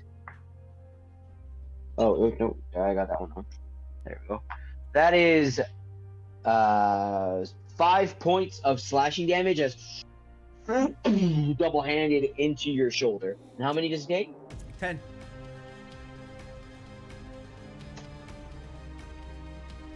That hurt him. He's like, and he just goes, "Coffin." And you just hear Esme go, "You man." It is now your turn, Prey. How bad do you want to fuck this guy up? I look down and I see Balder, and I probably heard Asher at one point like, "Ah!" I'm like, maybe defensive. Maybe not. Fuck. and I will cast darkness here. It's a 50-foot radius. So if you want to just put it on him, I don't know if that's the best way to do it. I can do that for now, and then I'll just do something I think I can do in a second there. Cool. That is my action. But yeah, that's what I can do. Okay, just give me a minute. So that's where it is. I will just do this here. Give me a moment. I heard him like taunting me, and I'm just like behind him, just. Oh, and then you can move. Why can't the I circle. grab? Why can't I move it though? What layer did you draw it on? Tokens. I don't know. Oh, that's really weird. But anyways, that's my turn. And all the guys up top are in a magical darkness. Can't even undo it. That's just weird. It's just there now. I'll just try this for a minute. Just give me a minute. Just refreshing. Roll 20. D20. Roll 20. How big is the circle? It's a 15. 15-foot radius.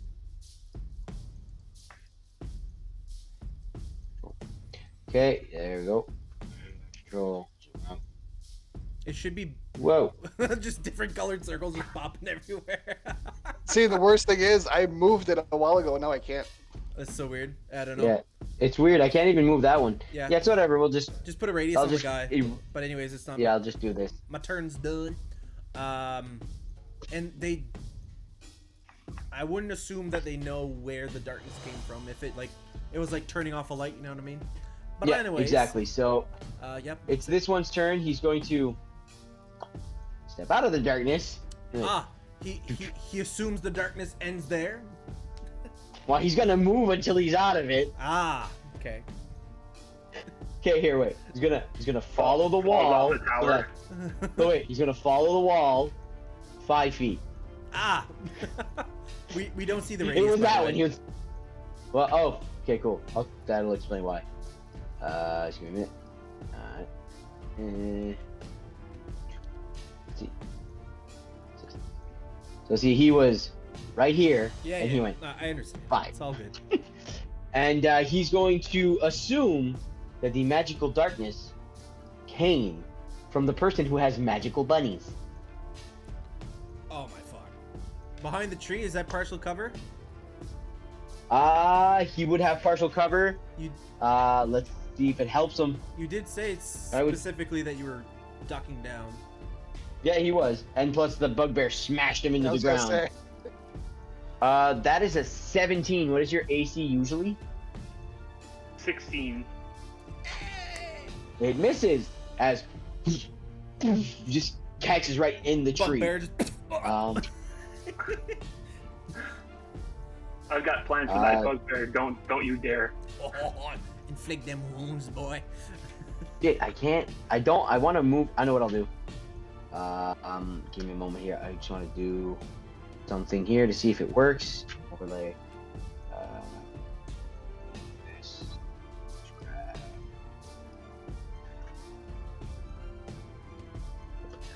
Oh shit.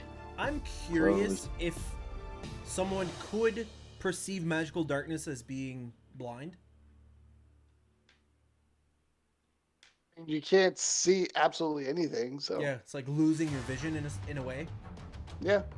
Because dark vision doesn't Right. doesn't work. Just give me a minute there. Can you guys see two radiuses that I drew? Nope. No? I just Shit. see the one, and then the one that is my murder circle. So you don't see a radius right now? Nope. You removed Not the anymore. one that we saw. Okay. Murder circle. I can see it right now because I put a GM overlay, so I actually just put it there. As long as See someone if I can. Yeah. I will just. Oh. I'll try that. See if that works. If you put it back, we can draw around where you had it. Oh, that There you go. That right there is where the radius is. cool. It's a little bit bigger, but still. Yeah, we'll make it work. Yeah. So it's about 15 feet. Go back to objects and tokens. I said back to objects and tokens. Here. It's a perfect Move sphere him. of darkness. Okay, so he is going to. So. Gotta look up something real quick. What's fall damage? D6 per 10 feet. 2d6. So you know what? So. Okay, 2d6. 10. 10. And I'm gonna roll. Okay, give me a minute Take it here. off, run up top.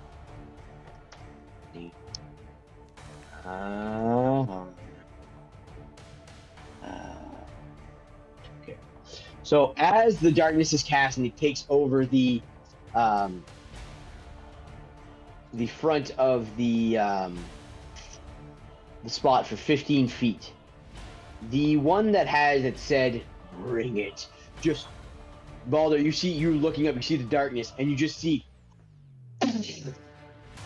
fall out. He took 10 points of fall damage from that. He just stands up with a big smile. Guys, Superhero guys, landing. You get a superhero landing. You get a Superhero landing. No, he just landed and like held his knees because it hurt a little bit because 10 points of damage. 2, 3. He's going to run up right to you. And he's going to take his attacks. Plural. Plural. Bassoon. With, let's just see. Okay. He's going to do the longsword first. That's cocked. Remove my dice because it bounced off a dice. That is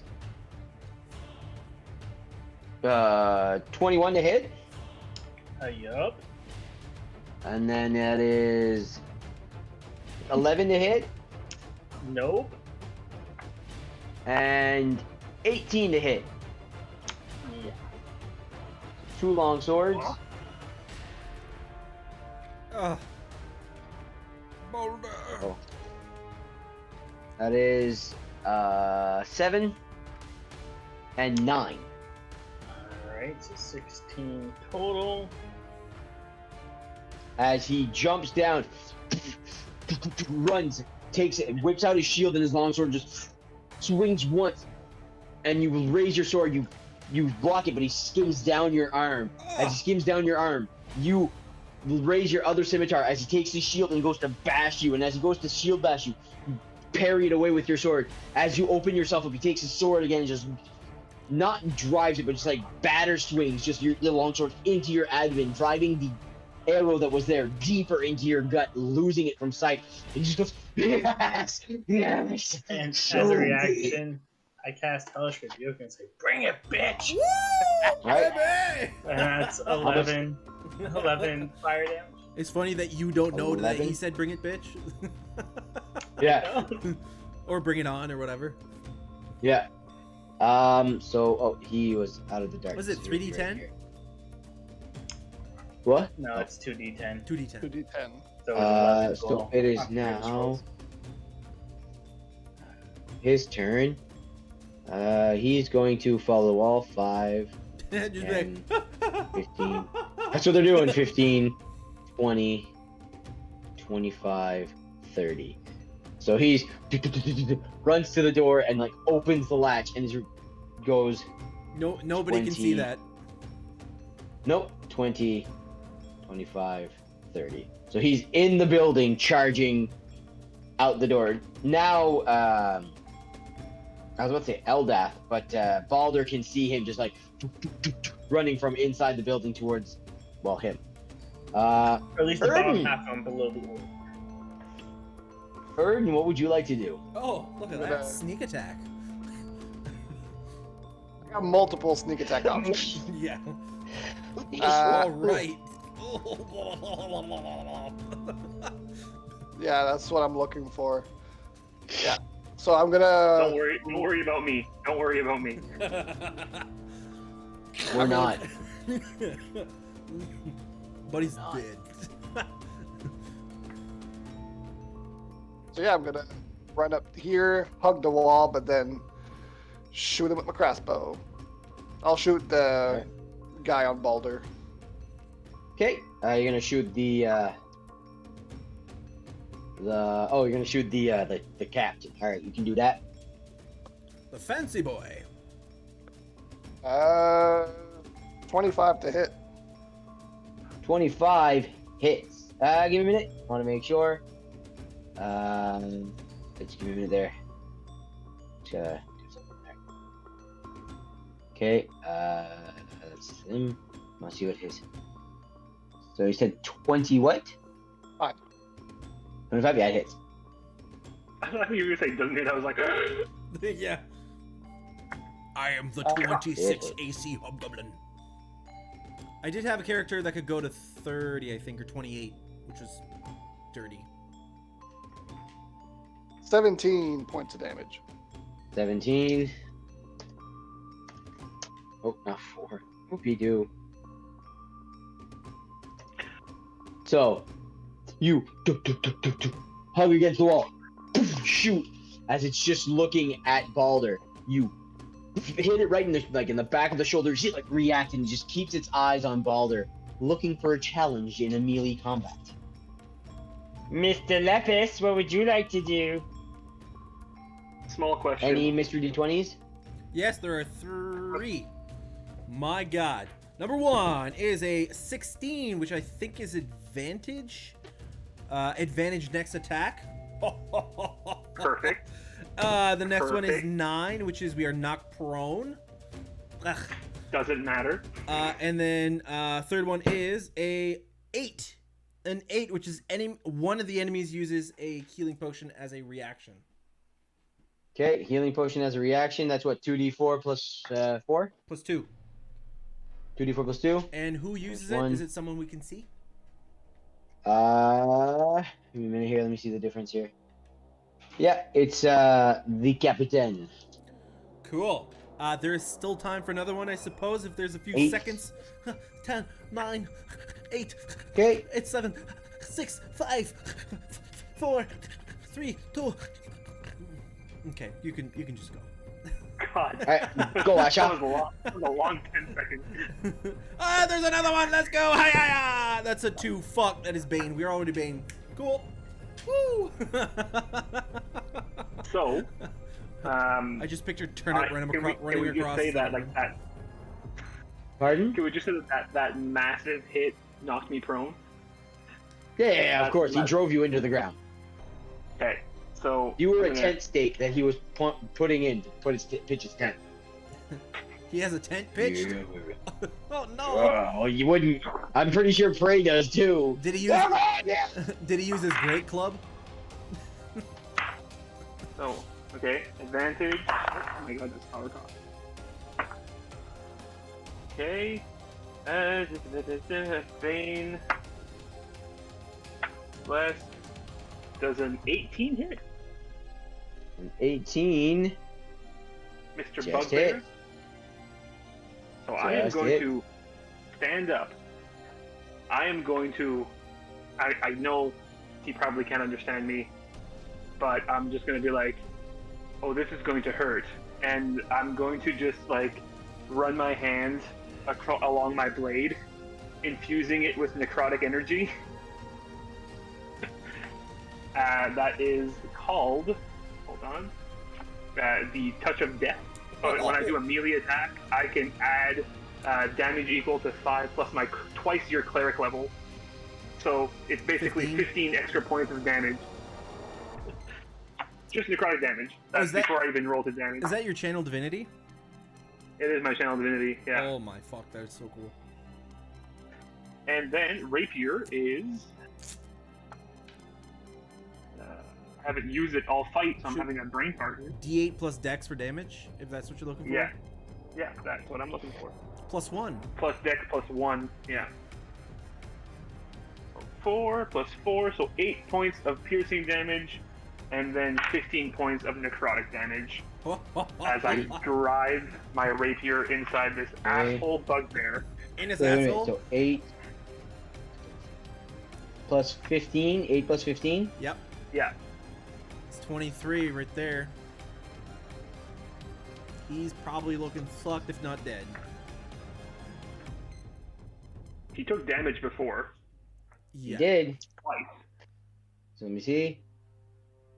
You do it, and he just and just lifts his head, and just drool and blood just goes. This is going to hurt. Repeating your exact words to your face because it's his turn. So it's a charisma saving throw. What's the Wisdom? save for the? Holy fuck! It's a wisdom saving throw. What kind of bugbear is this? The gauntlet. Holy fuck! If I put a normal goblin and then a goblin mob, and then a normal hobgoblin and a goblin warlord, and I put a bugbear, I'm gonna put somebody to command the bugbear. This is the Orgazi horde. They are an organized horde. The gauntlet, baby. So what is it? It's Wisdom? 15. It's a 15 wisdom.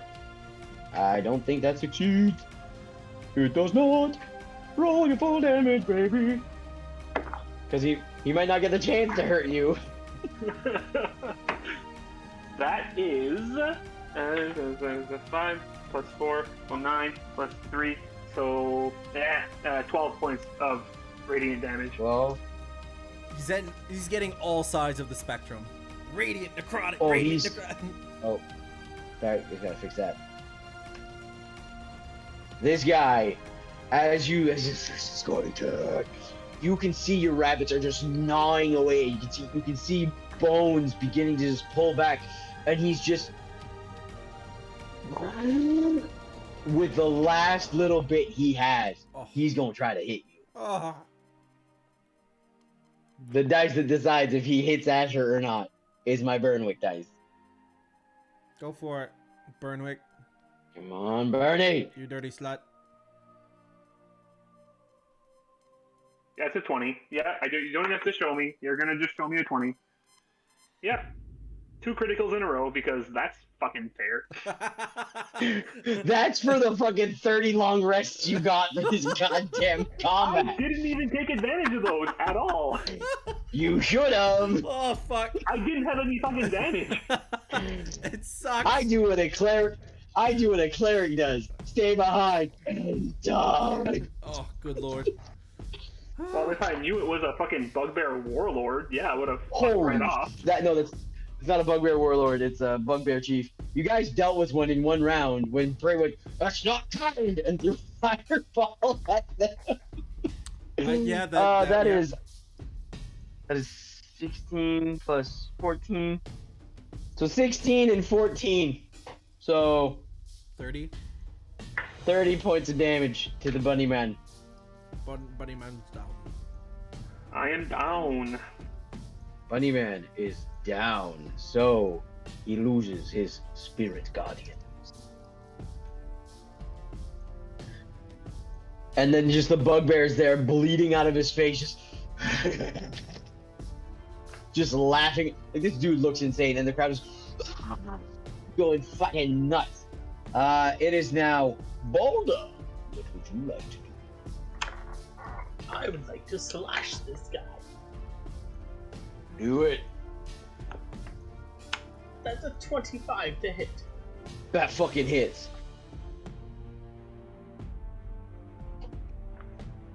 That's 10 damage on that one. Damn. That fucking healing potion didn't help him. Next hit. 15 to hit. 15 does not hit. So you take your first scimitar and just bring it down right onto like hit the back of his neck as he like kind of blocks it. You just like deep cut. You can see blood starting to pour out of it. And you take your, as he's defending with his shield there holding you, you go for the other side and just parries with his blade.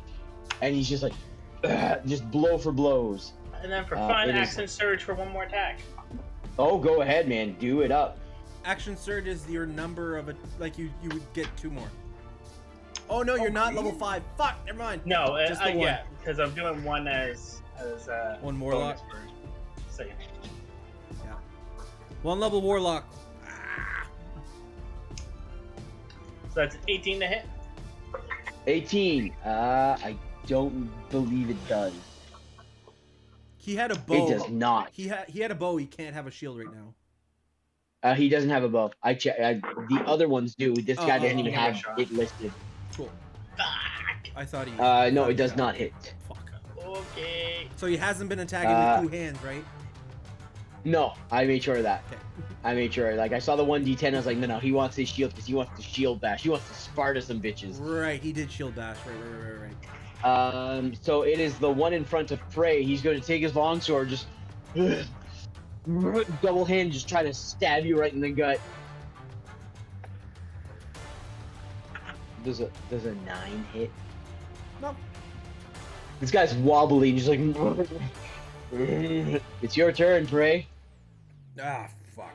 Well, if I don't kill this guy, it's gonna be a pain to kill this guy. So I'm going to.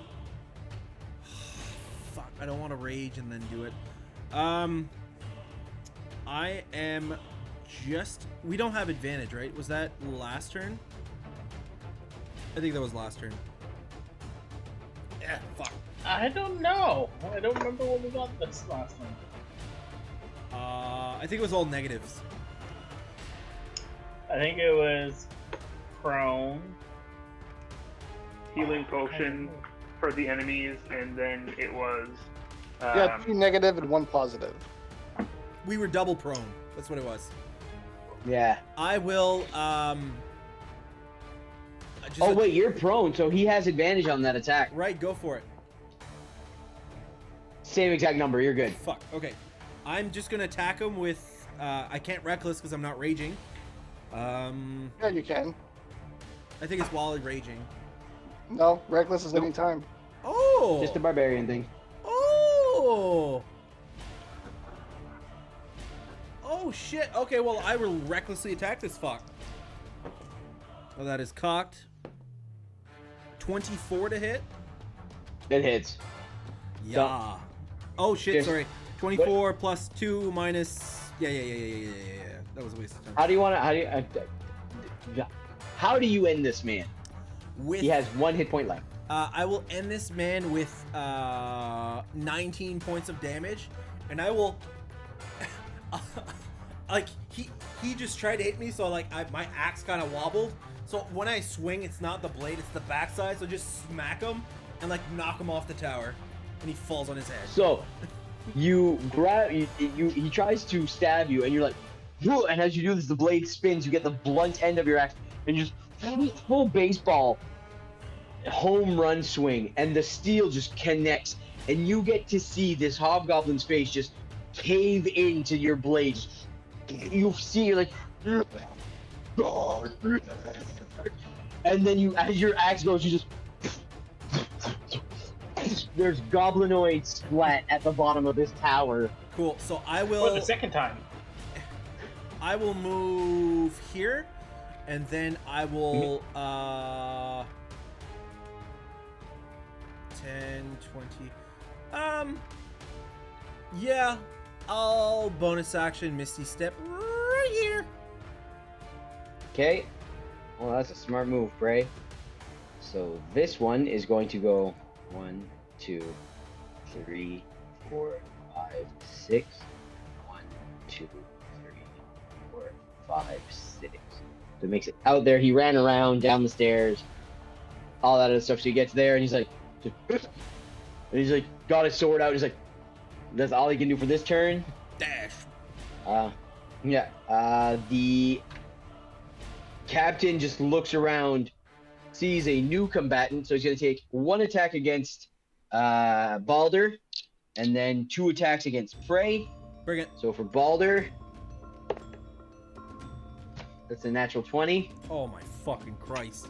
Natural 20. Prey, that is a 22, Hit. and a 25. No, 28. Oh, in that case, a hit. So for Balder, Yeah.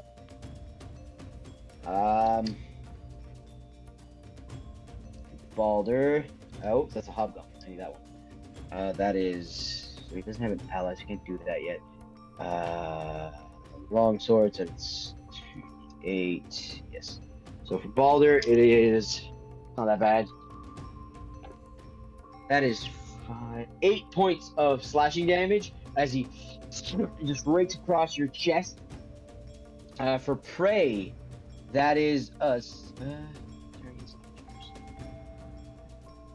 Cool. So Prey, could you roll a strength saving throw for me, please? Please. But yes. That is 18. 4 points of bludgeoning damage. 18 as he hits you. You feel the hit you in the abdomen. It lifts you up, and you land back on your feet. You have a feeling that if he hits you hard enough, you would not be steady on your feet. You'd probably be on your ass. Ooh. And then for the sword, that is 7 points of slashing damage as as you come down, he just drives the sword up and just stabs right through your gut and just sticks out your back a little, missing your vital organs. Oh god. It is now this hobgoblin, so 5, 10, 15, 20, 30. He's here. He's going to take he's gonna take his longbow, try to shoot at Prey, because that's what he's had out all the time. That is a 17 to hit. Yeah. And that is 4 points of piercing damage, as when you fall back down, you're like, and you feel an arrow just hit you in the shoulder. Your shoulders are getting pretty sore from all the arrows they're taking. Yeah, you're a broad boy. Sorry, how much damage was the last one? 4. Okay. Erden, it's your turn there, sneaky boy. I'm gonna run up here, shoot it, Shoot which one? the bugbear. The Berber? The bugbear. The Berber. Alright. Oh, and Asher is down, so you do not get sneak attack. Sneak attack.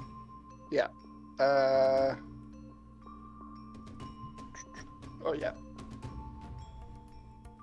Unless you steady aim. No. 'Cause then you get advantage. I'm gonna keep moving. 21. 21 hits.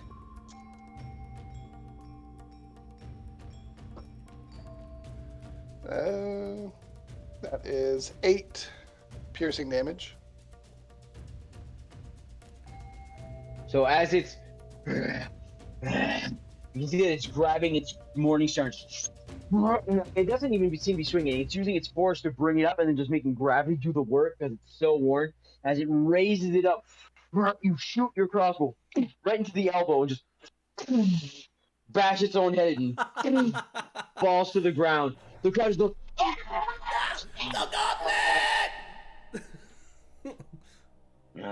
delete. Oh, So fuck there you yeah. go. Wakanda. If there's any mystery D20s.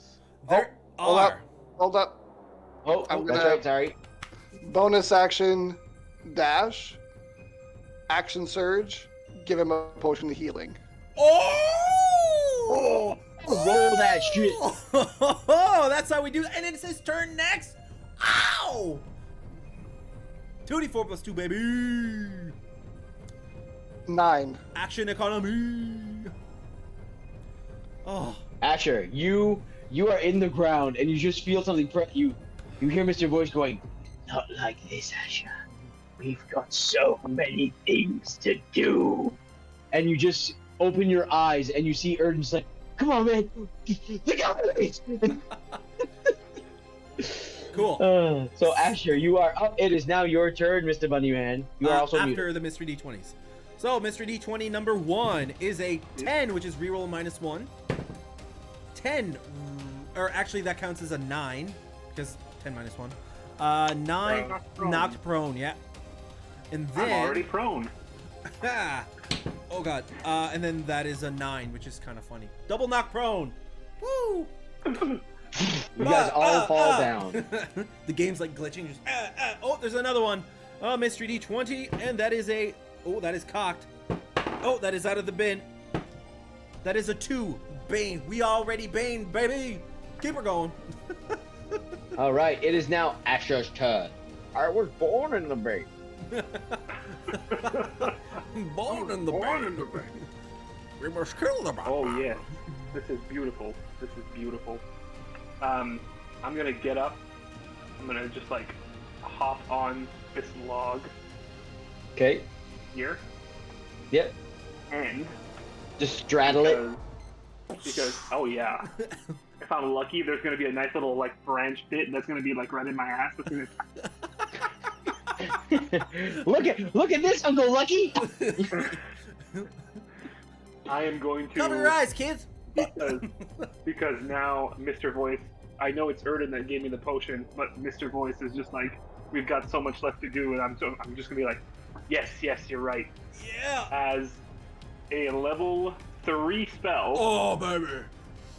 I'm going to cast Guiding Bolt on their commander. Oh. Ah. Kamehameha that shit. Asher mad. Asher fucking mad.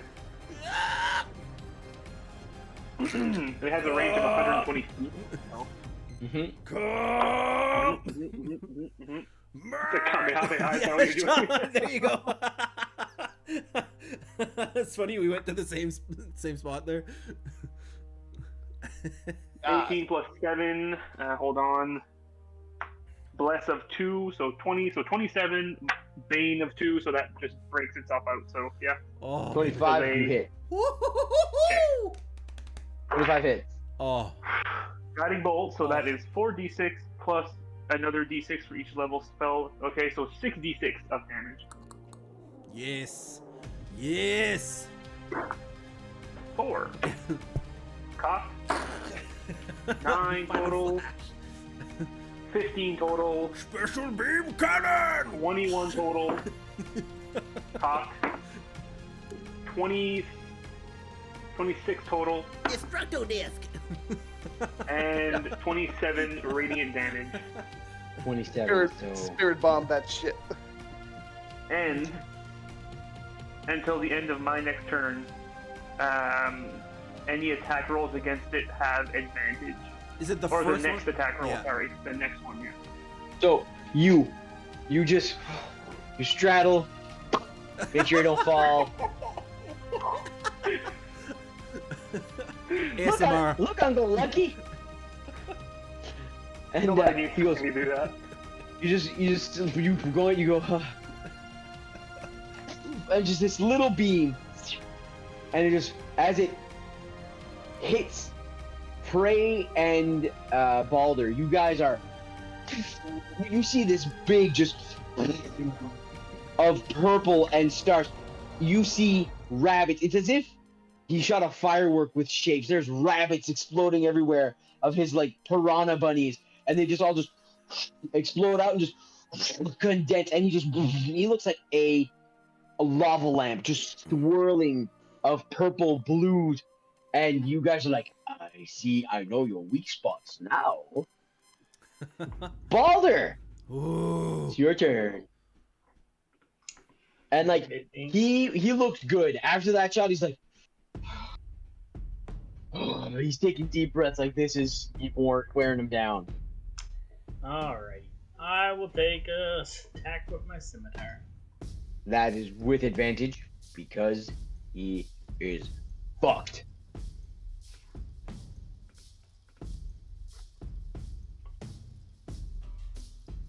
That's 21 to hit. Give me a minute. I want to look at something.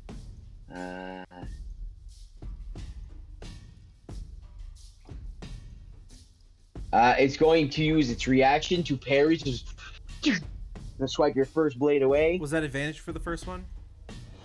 Yep. Bane brought it down 3 points. But did Bless bring it up? Bless was +1, Bane was -4. Ah. I think at this point, I'm going to do second win as my bonus action to try not to die. Okay. It is now Invotus Breda. Well, since there's nobody in my my bubble of trouble, I will rage. But first I'm going to cast Armor of Agathis, and then I'm going to rage. Okay.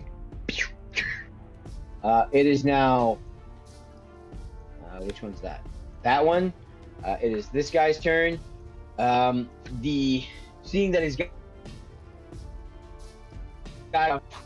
pull a longbow, take a shot at Asha. Oh God. That is a 16 to hit. Just hits. Oh. That's the wrong one. That's the one. Yeah. That's one. 8 points of piercing damage. Is that exactly what you had? Oh, Oh, I he's got got 9. one left. One left. To be mentioned, Conrad, the bubble of trouble has disappeared. Oh, I can't. Okay, It's all good. Don't worry about it. It's just because I raged and I can't concentrate on spells when I'm raging.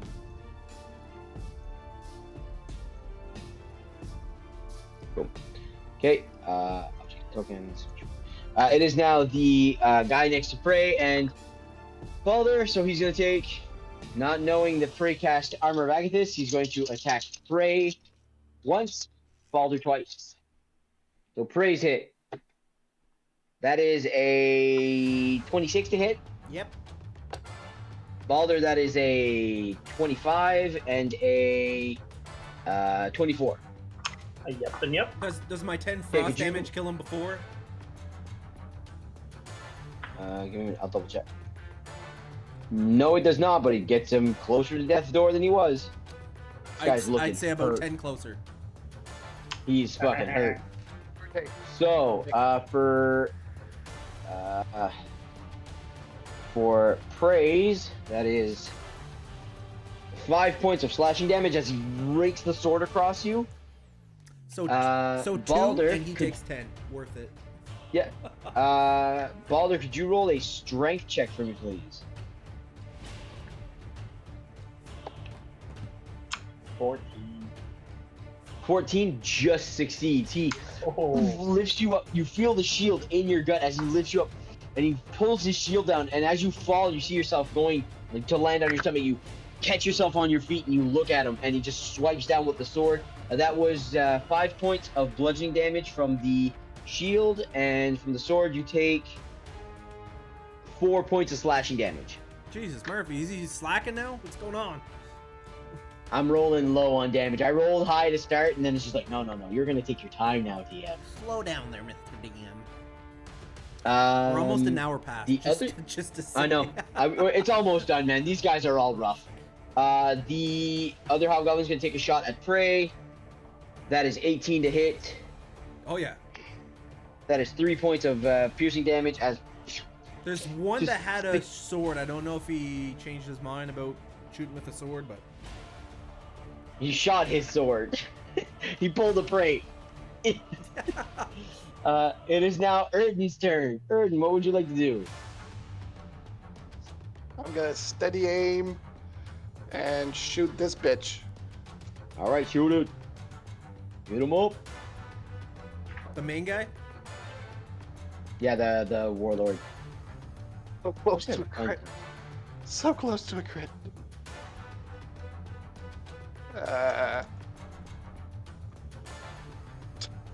Bane and Bless cancels out. So yeah, 27 to hit. Hits. I've dealt like 60 damage, 50 damage maybe this combat. Not from attacks. From Arkham Haggis. Yeah. It's all those fucking short rests. I've got a couple good hits in there, but 50 of it was armor back at this. 18 damage. 18. Let me check something. 18. This guy is bleeding from the mouth, fucking just bleeding everywhere. Just laughing maniacally. I'll use my Whales of the Grave to hit one of the two hobgoblins in the back if one has been hit already. Nope, none of them have been hit.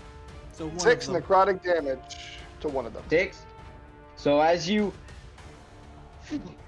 shoot and you smoke him right into like the pectoral, you can see the bow just the bolt sticking out a little bit, and he's like, you see the same shadow just emerge, but as it emerged, it's your dad's full forms driving the sword and lifts the hobgoblin up, falls back, and the shadow goes back into the ground. Mr. Lepus. there is one mystery D20 to be redeemed. Oh, It is gosh. an 8. Oh gosh. It is an 8, which is one enemy uses a healing potion as a reaction. And there is a second redemption. I'm guessing it's the captain. Oh yeah, 100%. And then a 3, which is fucking sucky here.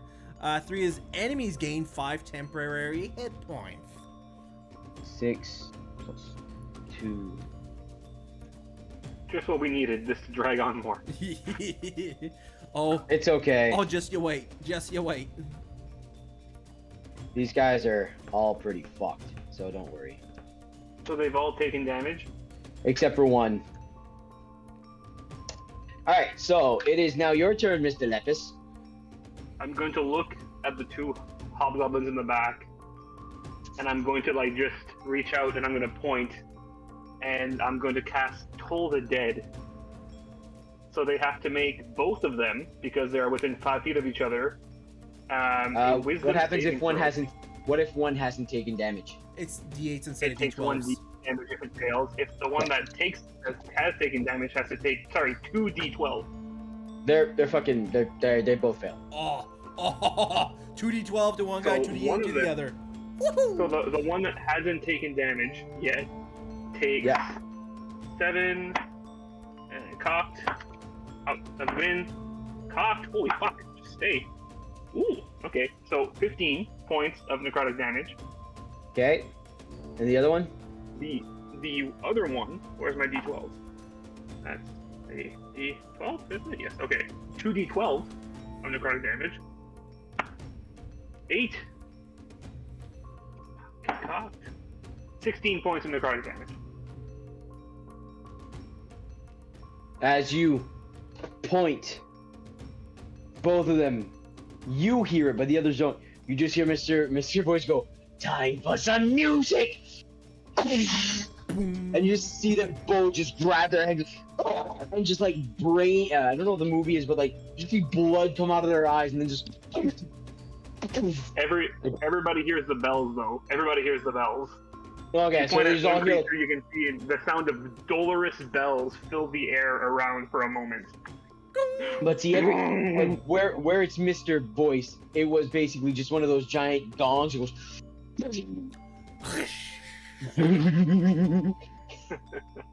Balder, it's your turn. One enemy left. Bonus action, healing word. On myself. You can do it, buddy. What do you tell yourself? You can do it, buddy. This stick feels great. Just like home. Oh God. Pegging. I do remember my uncle. Oh.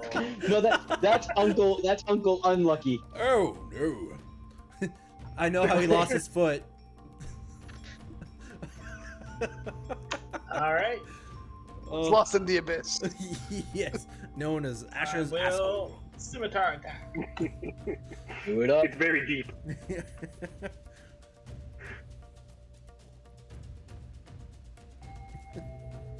Clementine, what are you doing? Yeah. Roll That's to a 14 on the first one. misses.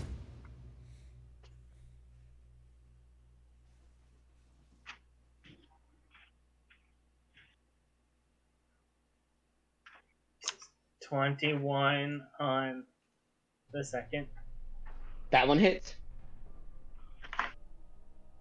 for 7 damage. Okay. So that takes care of his temporary hit points, and then. Okay. Mr. Breda. This might be weird, but I'll start moving this way. He has an opportunity attack. So you take an opportunity attack. He's gonna do it because he doesn't know what armor to bag at this. That is. I already rolled it too. I was like, armor of fuck.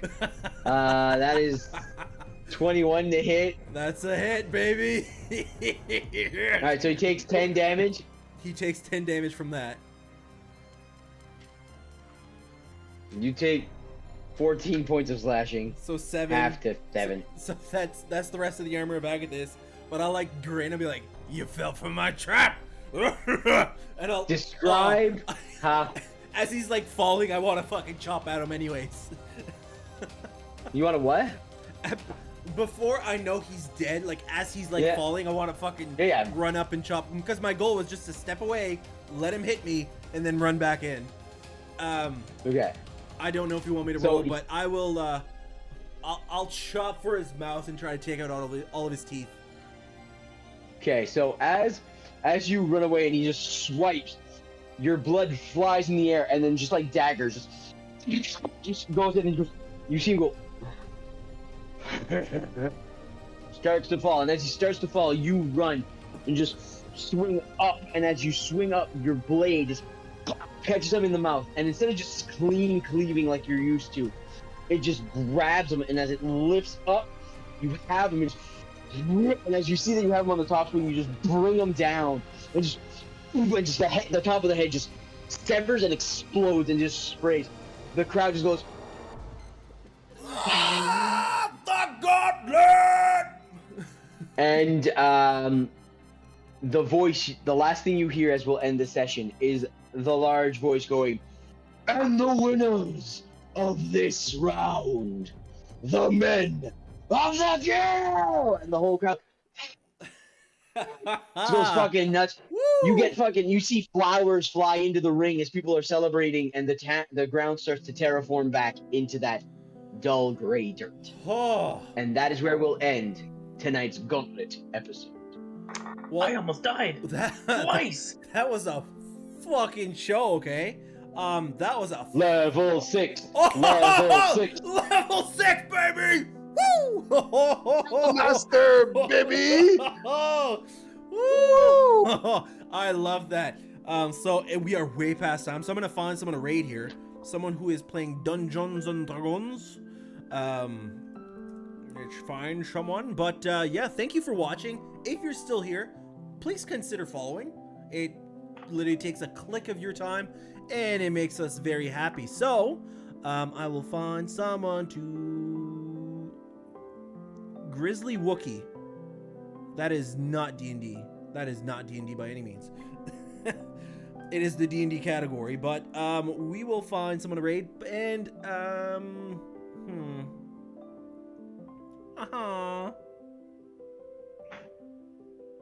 this guy.